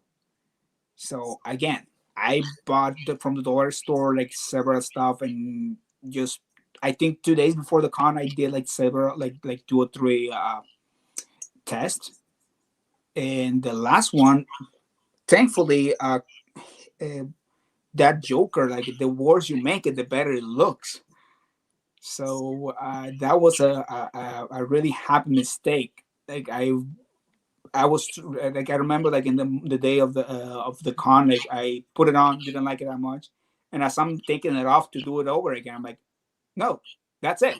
It's different because this is very much in the moment cosplay when you're doing face paint, especially with the Joker. And so, those photos you have can't be replicated. The idea can be replicated, but it can't be Mhm. replicated the exact same way because it's not a mask. It's not, a cosplay where the jacket is remaining the same. And so it's very different. But obviously, it's the Joker and it's dark, and this is probably the best version of the Joker. Heath Right, yeah. Ledger's version. I think that's safe to say. 'Cause that thing was nearly perfect. Thank you. Because I've actually done, I don't know if you saw, but I have another version where I kind of like take the colors of Harley Quinn and add them to his style, which I really think is my favorite one. Though nobody understood that much that it was my idea of what would happen if the Joker actually liked Harley Quinn. Like he's obsessing crazy. So of course he will incorporate her style into his own persona. So, but I think I should do that again soon. But yeah, no, like the Joker itself, like the makeup for him is it just does it itself. Like you will never be know when you're done. And then I agree in which that the Joker speaks for itself, and I recommend everybody check it out. And I'm going to give you an opportunity in a few seconds to promote yourself, but I do want to talk about Spider-Man too, because you got your Red Spider-Man and Miles Morales version, Black Spider-Man, and obviously Miles Morales is the Spider-Man for, I guess, I'm 28, and I think you're close to my generation. I think I'm older than you are for a long time. For a maybe because Miles Morales is not my Spider-Man hero, if that makes any right, sense. yeah, I know people who are 12 and they know Miles Morales as their hero. And don't get me wrong, mm, I love Miles Morales, but Peter Parker, Tobey Maguire is my Spider-Man. right. That's when I grew up. So Red Spider-Man My is Spider-Man is the Spider-Man of the memes. I'm just gonna put it right there. That Spider-Man, I saw it on TV. The Spider-Man where he's like pointing to each other. The Spider-Man, I don't know if you ever saw this. The Spider-Man that had a Iceman and I think it was Star. What's her name? He had two sidekicks. One of them was a Iceman, and this girl I think was a Starfire. I think I don't remember. And they I'm not. lived together in a flat in New York City. I don't know if you ever Oh saw this. man, this is way before my time. Oh yeah, but, this but was wild. But again, we got him in Mexico really late, so it's not that. so having said all that, obviously you've done both, the red version and the black version of Spider-Man. And Mhm. so how did those two come about? Because obviously they're different Spider-Mans and they're cool though, and I like both of them. And obviously one's more traditional, one of them is more into the Spider-Verse style. So All right, so Morales, I think Morales really called me because like it's just a natural thing. On the first of all, I love that design. So the design of the whole suit, it feels more like me. But I've always wanted to do a full mask on cosplay. So when I started looking into it, like, which am I gonna do? I wanted to buy a Sentai, to be honest, just to make it, just to see how it feels. And the only one that felt right was Spider Man. So I did get my original Spider Man for I think it was I think it's just the version for Homecoming. And, but yeah, no, I didn't do much though. Like just switch uh, the eyes. I 3D printed the outside for the eyes, and I just saw how they did the original because like, those are Chinese $20 Sentai suits. So I just saw that they made the acrylic. They just bend it up a little bit and they just put the white perforated thing on top, and they call it a day. So I'm like, that's not that hard to do. Just heat up a little bit the acrylic, it's gonna melt, and that's it. So yeah, no, there was not much to it. I just needed something that was more mainstream, to be honest. I wanted to do something mainstream. nah, it makes sense. And obviously Spider-Man's Spider-Man, everybody knows Spider-Man. So Mhm. clearly, everybody loves Spider-Man. It's hard to fuck up Spider-Man too. Yeah, It's really hard. unless your mask is not rightful, and then you look like your Spider-Man's a little bit you know mentally challenged. Then you could It be just El looks weird Drunko. when they're like too closed. Then you could be El Drunko Spider-Man. Oh God, yes. Oh well, that I am, even if it's normal. Mesh up. There's a wrestler called El Drunko, and mesh it up with Spider-Man, and you'll have a super interesting cosplay. Oh God, yeah, that would be too obnoxious for real life, to be honest. Again, like I get. Imagine if I'm already obnoxious as a person, now drunk and inside a cosplay that is supposed to be obnoxious. It's asking for trouble too much.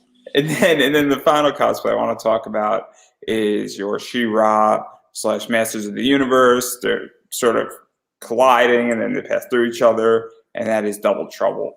And Mhm. obviously that is both new school and old school stuff.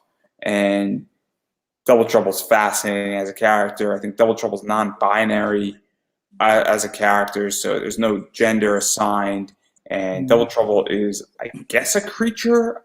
I'm not fully sure, but Double Trouble has green skin. Double Trouble has blonde hair, and Double Trouble is what is known as Double Trouble.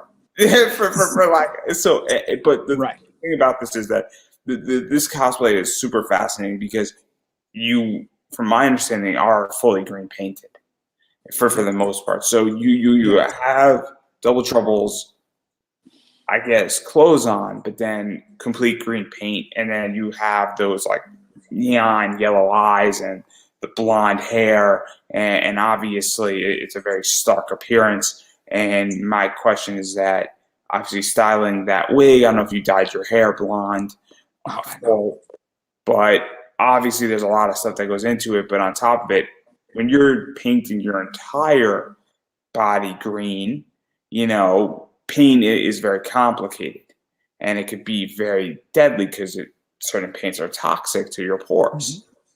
And obviously, there has to be washability. Is Yeah. is a good one. It has to be safe.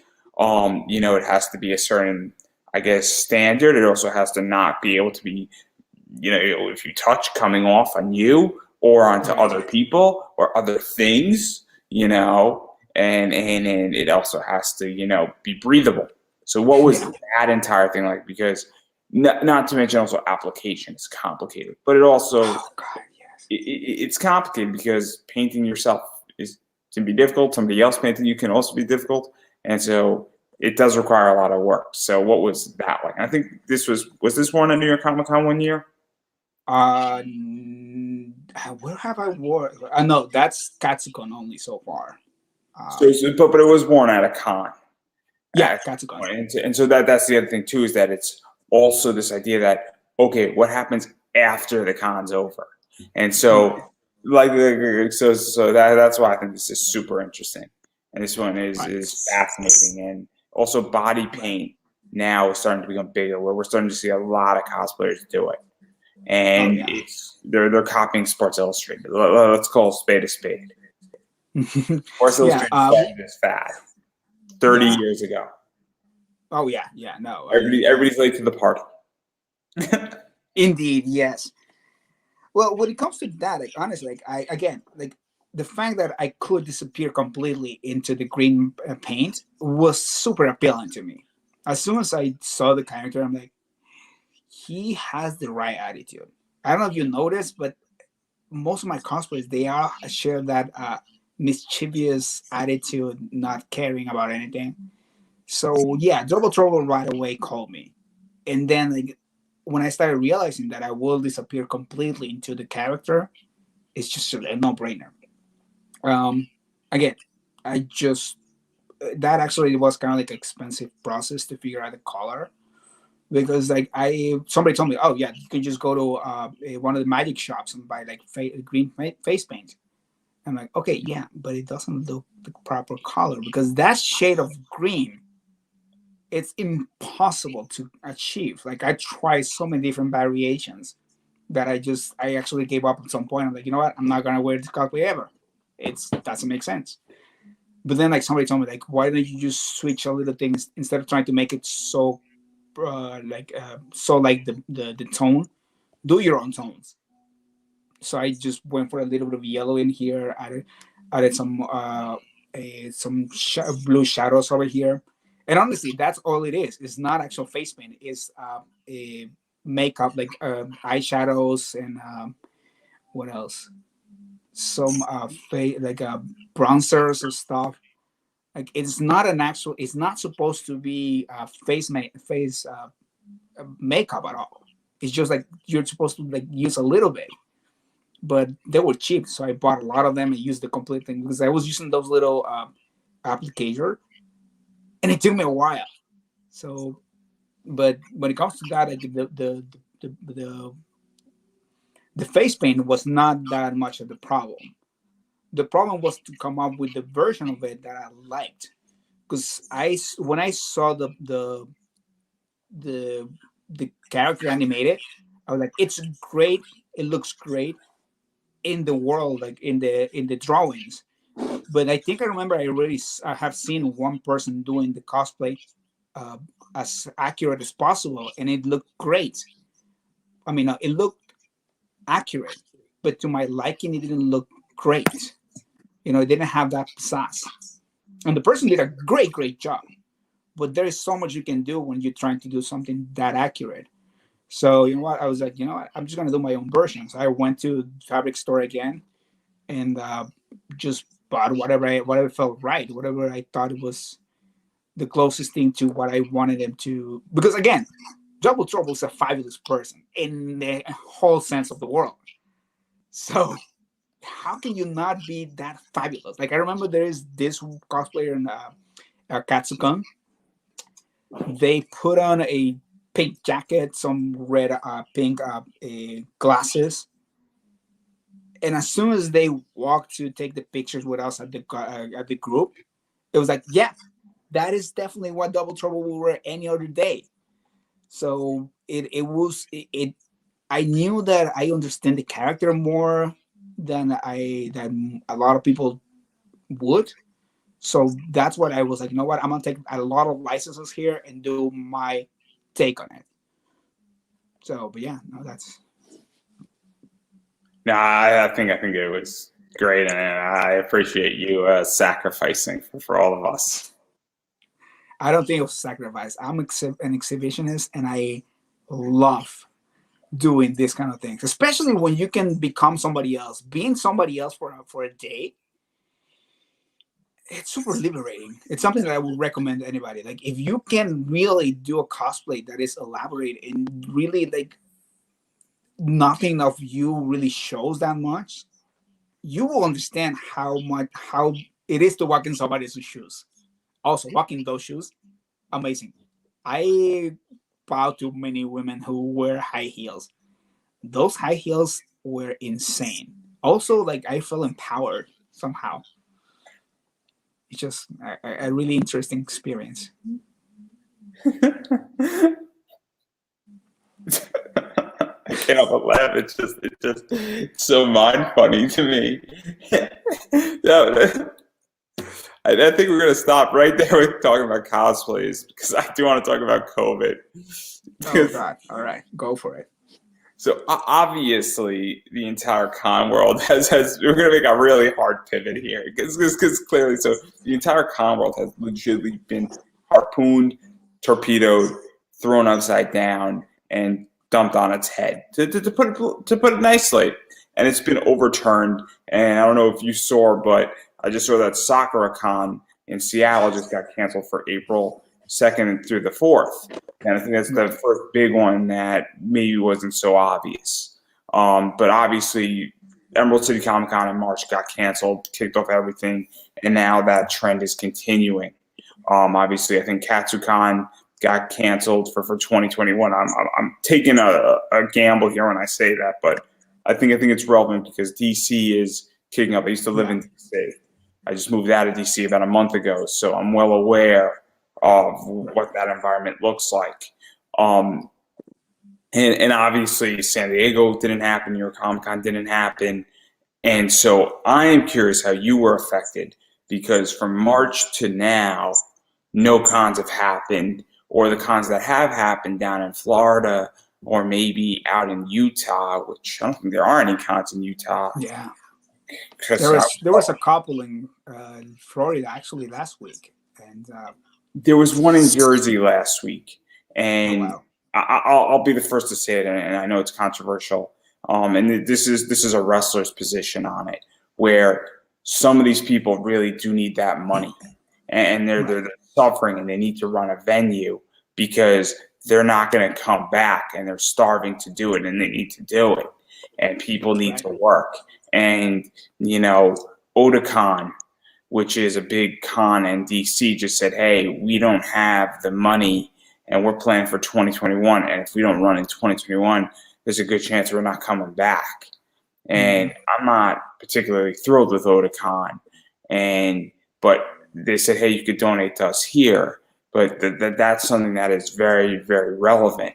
And so I'm not saying not wear a mask. I'm not saying not do acts. But we as a community have to fully understand why certain things are running and why certain things aren't, And so it's a very tricky situation because obviously, and I'm the first person to say this is a real threat and that we should be treating it seriously, wear a mask, But at the same time, we also have to recognize the other side of it. And I think that it's very easy for us in society not to recognize that, if like a con like Otakon, isn't going to make it. So if you want to wear a mask and you're saying, hey, I don't want any cons to happen, you should be throwing $10 to Otakon and be throwing $10 to one of your cons because you could say whatever you want as long as you put your money to back up your statement.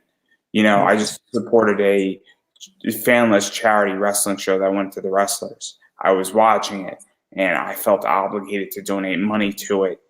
begin. I didn't donate a hell of a lot of money, but if everybody who was watching it donated $20, that would have been like 60 grand, which would have been split between about 100 wrestlers, which would have made a lot of money. Actually, it would have been more than that. It probably would have been about like 90 grand split between a bunch of other sponsors. So my point that I'm trying to make is that that's how I view this, is that clearly it's not black and white, this scenario. And that's my opinion. But I'm curious how you were affected by it, because obviously you seem to be, you're a con goer, and obviously you're cosplaying, and obviously you couldn't do that after March. Yeah. Well, definitely the fact that we lost the cons, it's a huge hit on our way of life. Like I know a lot of cosplayers only when I go see them in at the cons. Like I have many friends that I was looking forward to go see in actually New York Comic Con. Like I've met people in Katsucon that we made plans to hang out at NYCC. So yeah, definitely there. The fact that I'm not, again, I feel that I've lost this my community. That is a big hit, even though they're still there. But it just the fact that we're not being present. It does have a mental toll, to be honest. But then again, like the fact that this is something that I've actually wrestled to how to say it before. Like I think I put a story. I'll throw something out there that might help. So there's a concept where you need an off season. You need a time to recoup. You need a time where if you're going to 2 cons every single month, you're not able to fully function and deal with mundane life, or deal with your social media, or deal with the ability to work on new cosplays and have that creative juices reflow. Right. I don't know if that's where you were going with this, but I've heard that before. I've seen that with wrestlers. And so I don't even know, just to throw that out there as well, because obviously that's something I've heard as well, where people for the first time are like, oh man, I'm doing all these interviews, not because I wasn't interested in doing things before, but because I actually can now look at my Instagram DMs, for the first time. And so I don't know exactly if that's where you were going, but that's something also that I've noticed with a lot of people, is that they're now focusing on saying, okay, let me figure out what cosplays I want to build and what I want to do, and then where do I want to, what is the next stage or the next bunch of stuff I can in my creative process. Oh yeah, no, exactly. That actually was one of the points on it.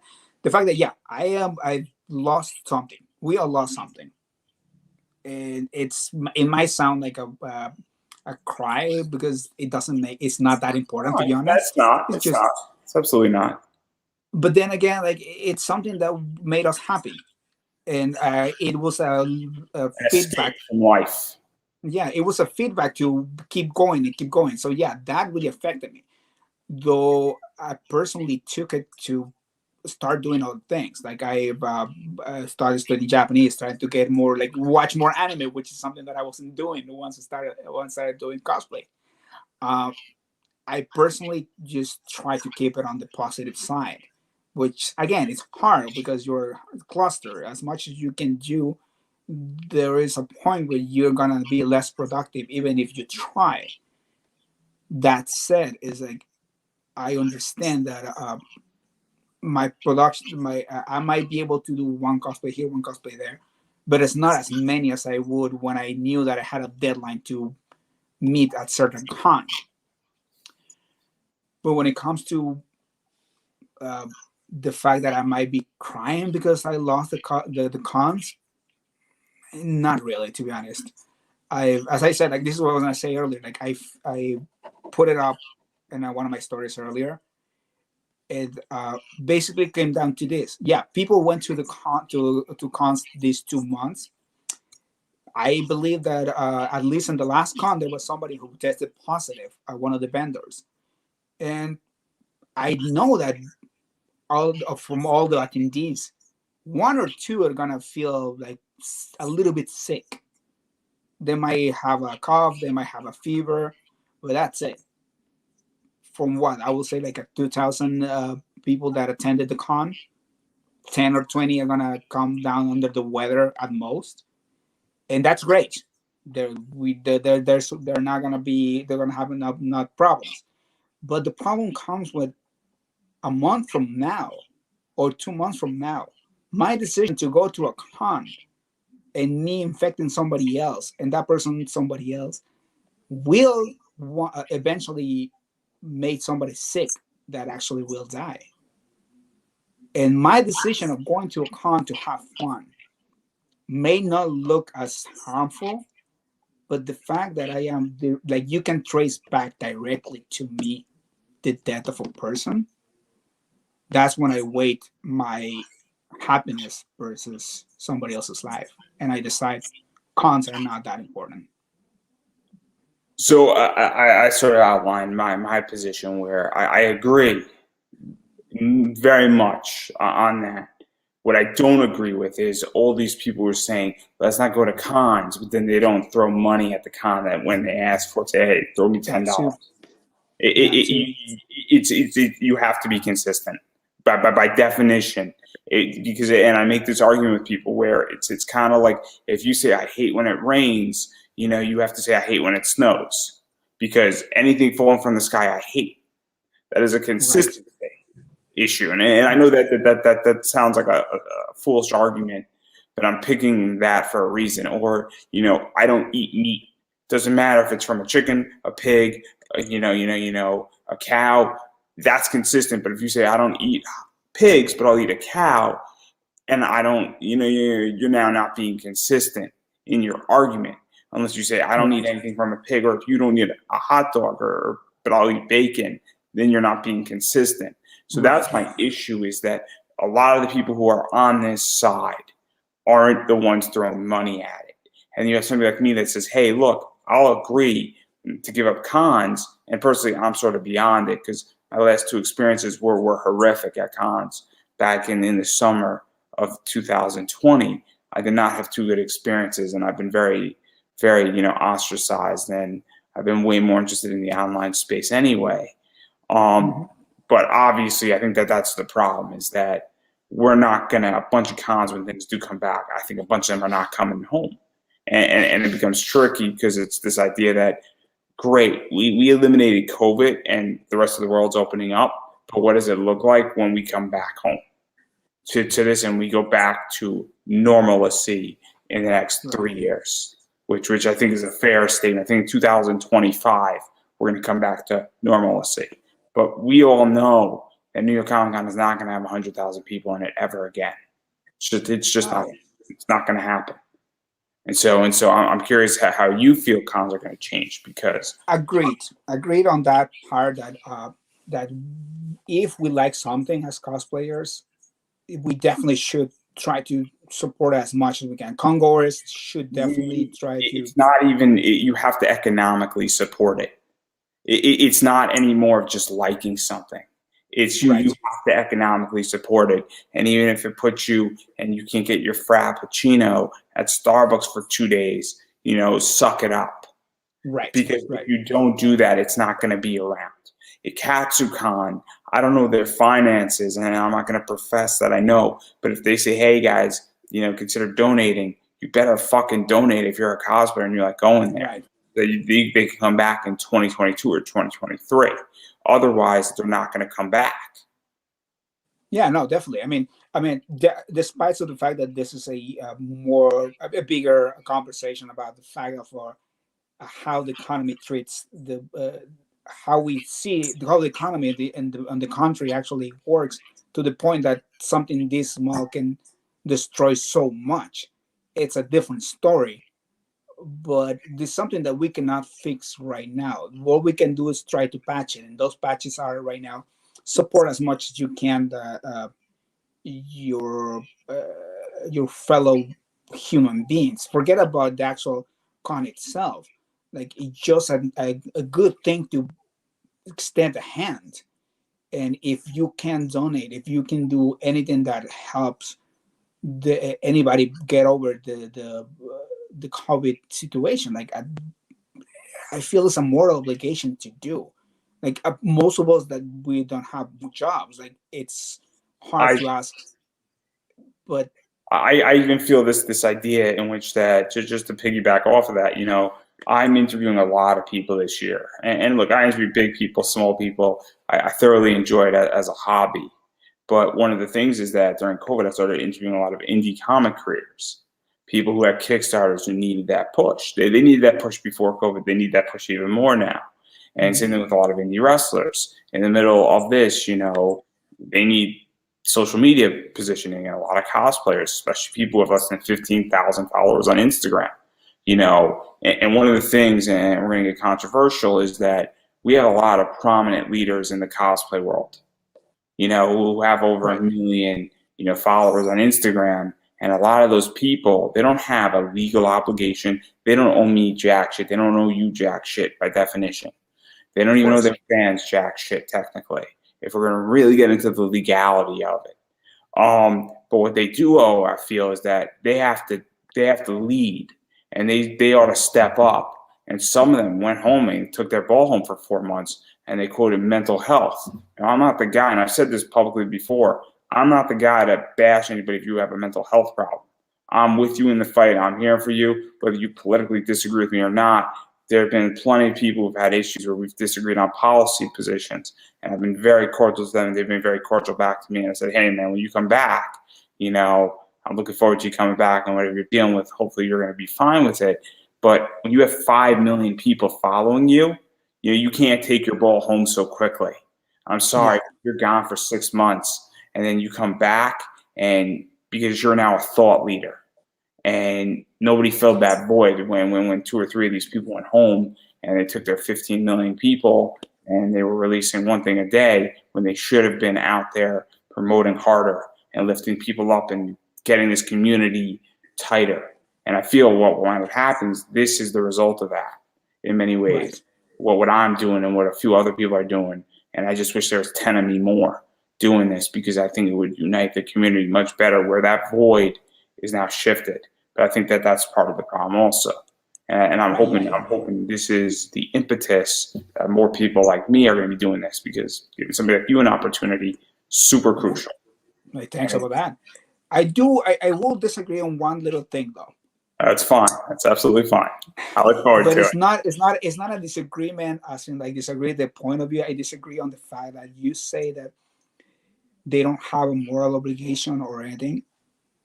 We as individuals with our platforms, we created those platforms, those numbers, the followers.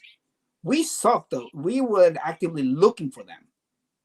That means that we had a goal, whether it was financial, whether it was a clout, if you will. Every single follower that we get is a little more pressure to be proactive and to be responsible towards that community we're creating. So if you have 1,000 followers, you have a responsibility to those 1,000 followers to see for them. If you have 1 million followers, you have a huge responsibility there, because you suck it. You have a bigger responsibility because you can influence things. Exactly. I'll explain. I have 160 followers on Instagram. I cannot influence anything on Instagram. Right. By definition. We'll drop her name because Jessica Nigeria has 4.2 million followers on Instagram. She can influence the cosplay community. She can shift it one way or another. If Katsucon did something horrific and they raised room rates by 500% and she got on Instagram, that will be influenced just by definition. And this isn't, if they come after me, that's just a fact. So before anybody attacks me in that position, I am stating a fact. Mm-hmm. You don't have influence, no offense, on Instagram, because you have 1,300 followers, right? Yeah. Somewhere around that. Yeah. It's not a dig. It's the idea is that your level of responsibility is different than hers. Because of course. And I'm not bashing her. I'm not saying that she doesn't. All I'm saying is that there is a level of responsibility inherent to the amount of followers that you have actively trying to gain. Right. If you just landed on them, you cannot say that I wanted this. this is a job that you wanted. This is a job that you spend years building up. So so if you take the goods, but not really say that that taking other parts is your responsibility, I don't believe that's something that your understanding of your actions. It's complicated, and we It could go is, rounds and rounds and rounds. yeah, But I get the point. I view it as mutual exchange. of Meaning course, that I subscribe to her, unfollow her on Instagram, and I'm getting something where I'm getting her notifications, and it's complicated. And that's why I say they don't know anybody anything, but the community becomes worse when you people aren't leading it. When the top Mhm. leaders don't lead their community, it becomes worse. I'm in the comic book investing world. I like to clean up my shit, and I like to expel people. And me and a bunch of other people like to have expelling conversations on bad people on Kickstarter. I like to expel bad actors because Right, guess what? When we expel bad actors, we become better. When somebody messes up and fucks up a Kickstarter, they should be punished. They shouldn't be thrown in jail. They should be shamed to either fix it or never ever have a Kickstarter again or never have it backed. And their story right. should never get published. So I take a very free market approach to it. Mhm. But I do think that, you know, whatever this community comes into, and I think that that's one of the benefits of COVID, is in the small cosplay community, and I'm very much more active as a person who's, I guess, journalistic slash reporting on it, that I'm now starting to figure out that I think there's a lot more unity than there was 9 months ago, Oh 10 yeah, months, 10, 11 months ago, a year ago.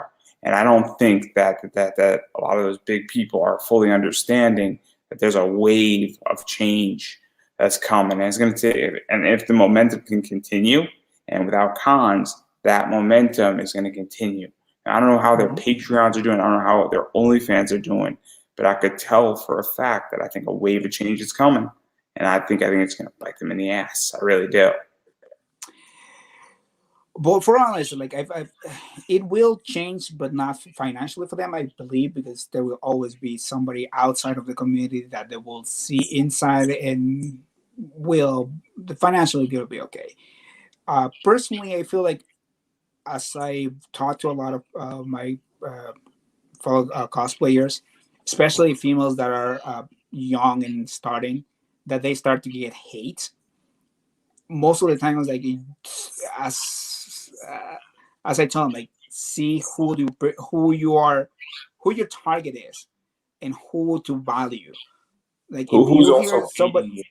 Who's hating you as well? Because one of the things that people don't understand is that sometimes big cosplayers are behind small cosplayers getting hated, and it's because they feel threatened. yeah, I've heard stories. I'm not going to say whom.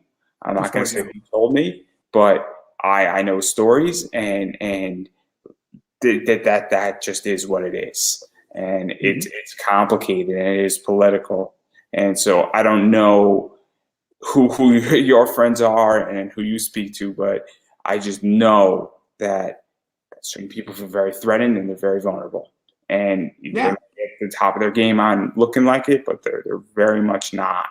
So I'm just saying that hate isn't just hate anymore in this yeah, no, community. I'm not it's a indeed, cosplayer. I'm not a and cosplayer. that's kind of like, mhm, and that's kind of like things that the cosplay community does have. Like the cosplay community itself, there is a lot of union, and if you're a cosplayer, personally, I will take your word for many things. If you are just a fan, that's the person that the people that I'm worried about. Like I don't, and that's what I tell these other I'm people just a because, fan. I think your cosplay sucks. I'm just letting you know. Yeah, of it's course, too easy. I'm not Continue. saying honestly. If I heard that, I'm not gonna deny that for one reason because I am not. I am aware of the things that I do wrong, and I am aware. And if you It call was them out, too easy. You gave me a free pass on that one. it's Continue, please.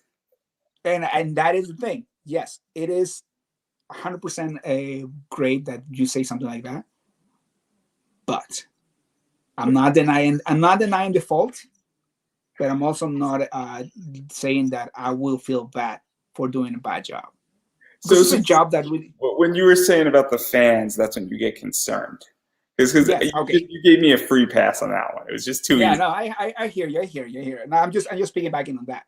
Like that. It's just because I made a crappy job doesn't mean I didn't enjoy it. And I think that's the whole point of it.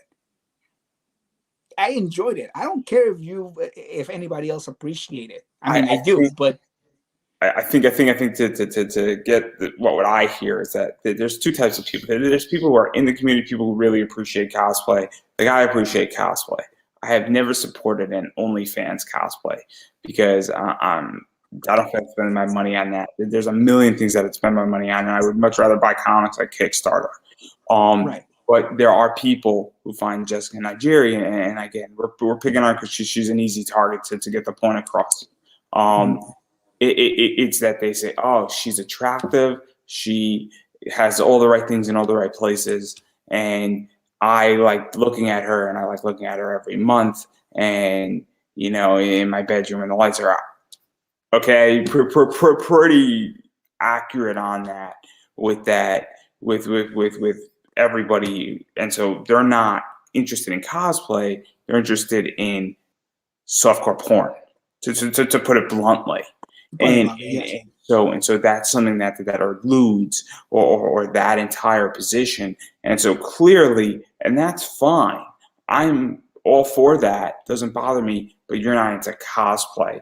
And that's, I also think, part of the problem with a lot of this is that we have a bunch of fake fans per se who don't really Mhm. give a flying fuck about cosplay.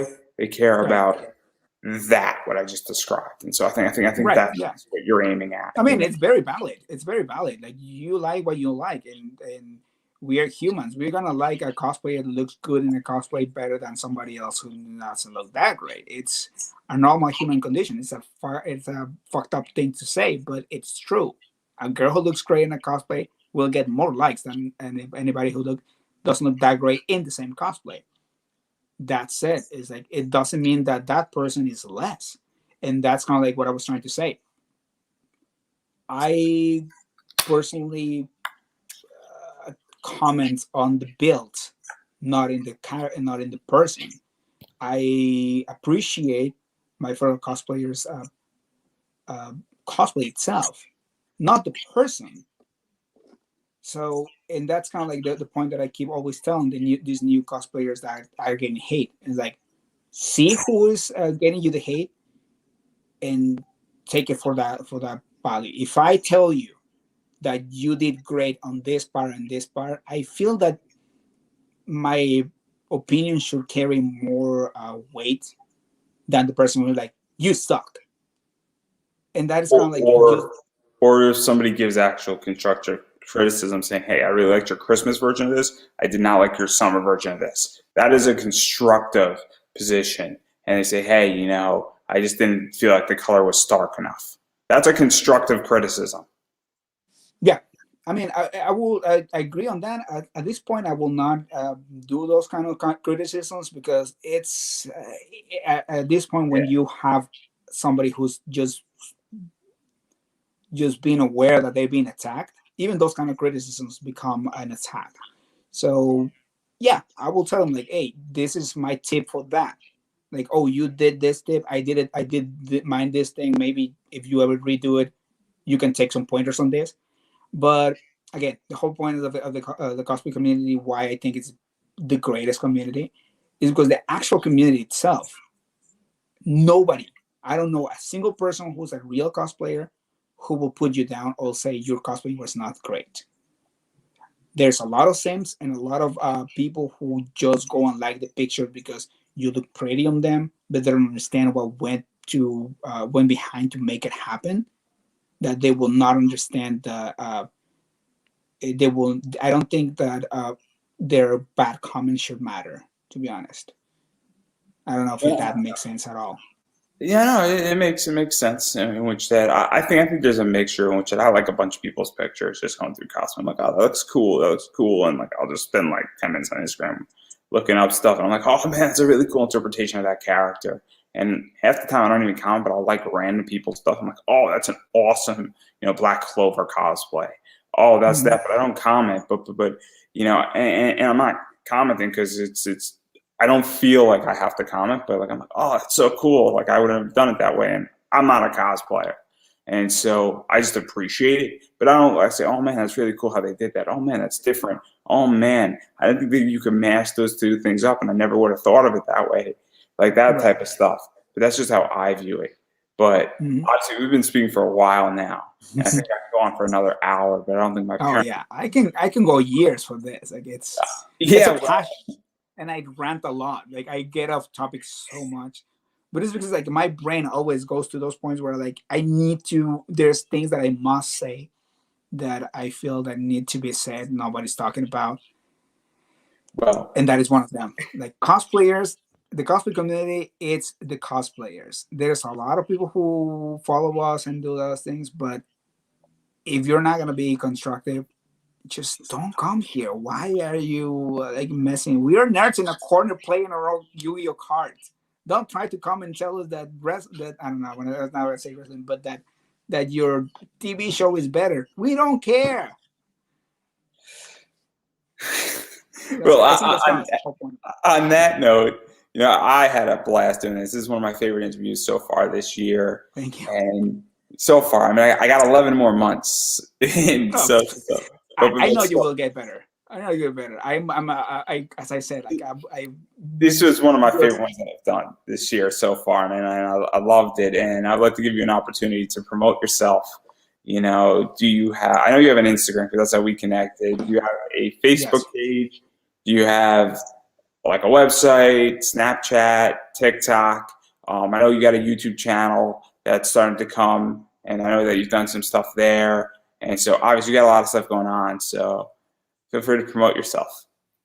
So for my Instagram, it's basically that my name, the cosplayer beyond the wall. That is just one word, not spaces. For TikTok, let me just make sure because I have a problem because like I couldn't put my full name on it, but it's just the cosplayer beyond. That's for TikTok. Now, as I said, I'm trying to do the cosplayer thing and start to do a YouTube channel because apparently that's something you do. I do have. I think I linked it on my, but it's cosplay blues. I think. So I'm trying to do something like this, like do cosplay related and what goes behind being a cosplayer. Yeah, cosplay blues. It's called. I only have like 2 episodes right now. I mean, 2 videos up. Let me just make sure. Yeah, that's it. Just yeah, cosplay blues.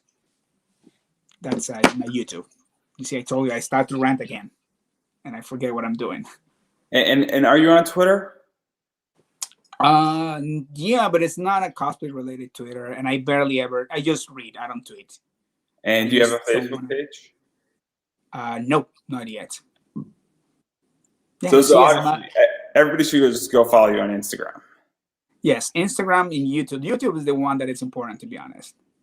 Well, that's awesome, and I've been saying it to everybody because I'm excited. And obviously, we're gonna do this again sometime, either this year or next year, as long as I'm still doing all this stuff. And I would happily have you back on. But as I've been saying to everybody I've interviewed this year and last year, you have to support people that you like. You have to Right. support them economically. You have to support them by following their social media. You know, social media is free. TikTok's free. And look, I get it. TikTok might not be your jam. Completely get it. But Instagram is free. And you can follow him on Instagram. Obviously, YouTube is free. You can watch for free on YouTube. You could subscribe for free.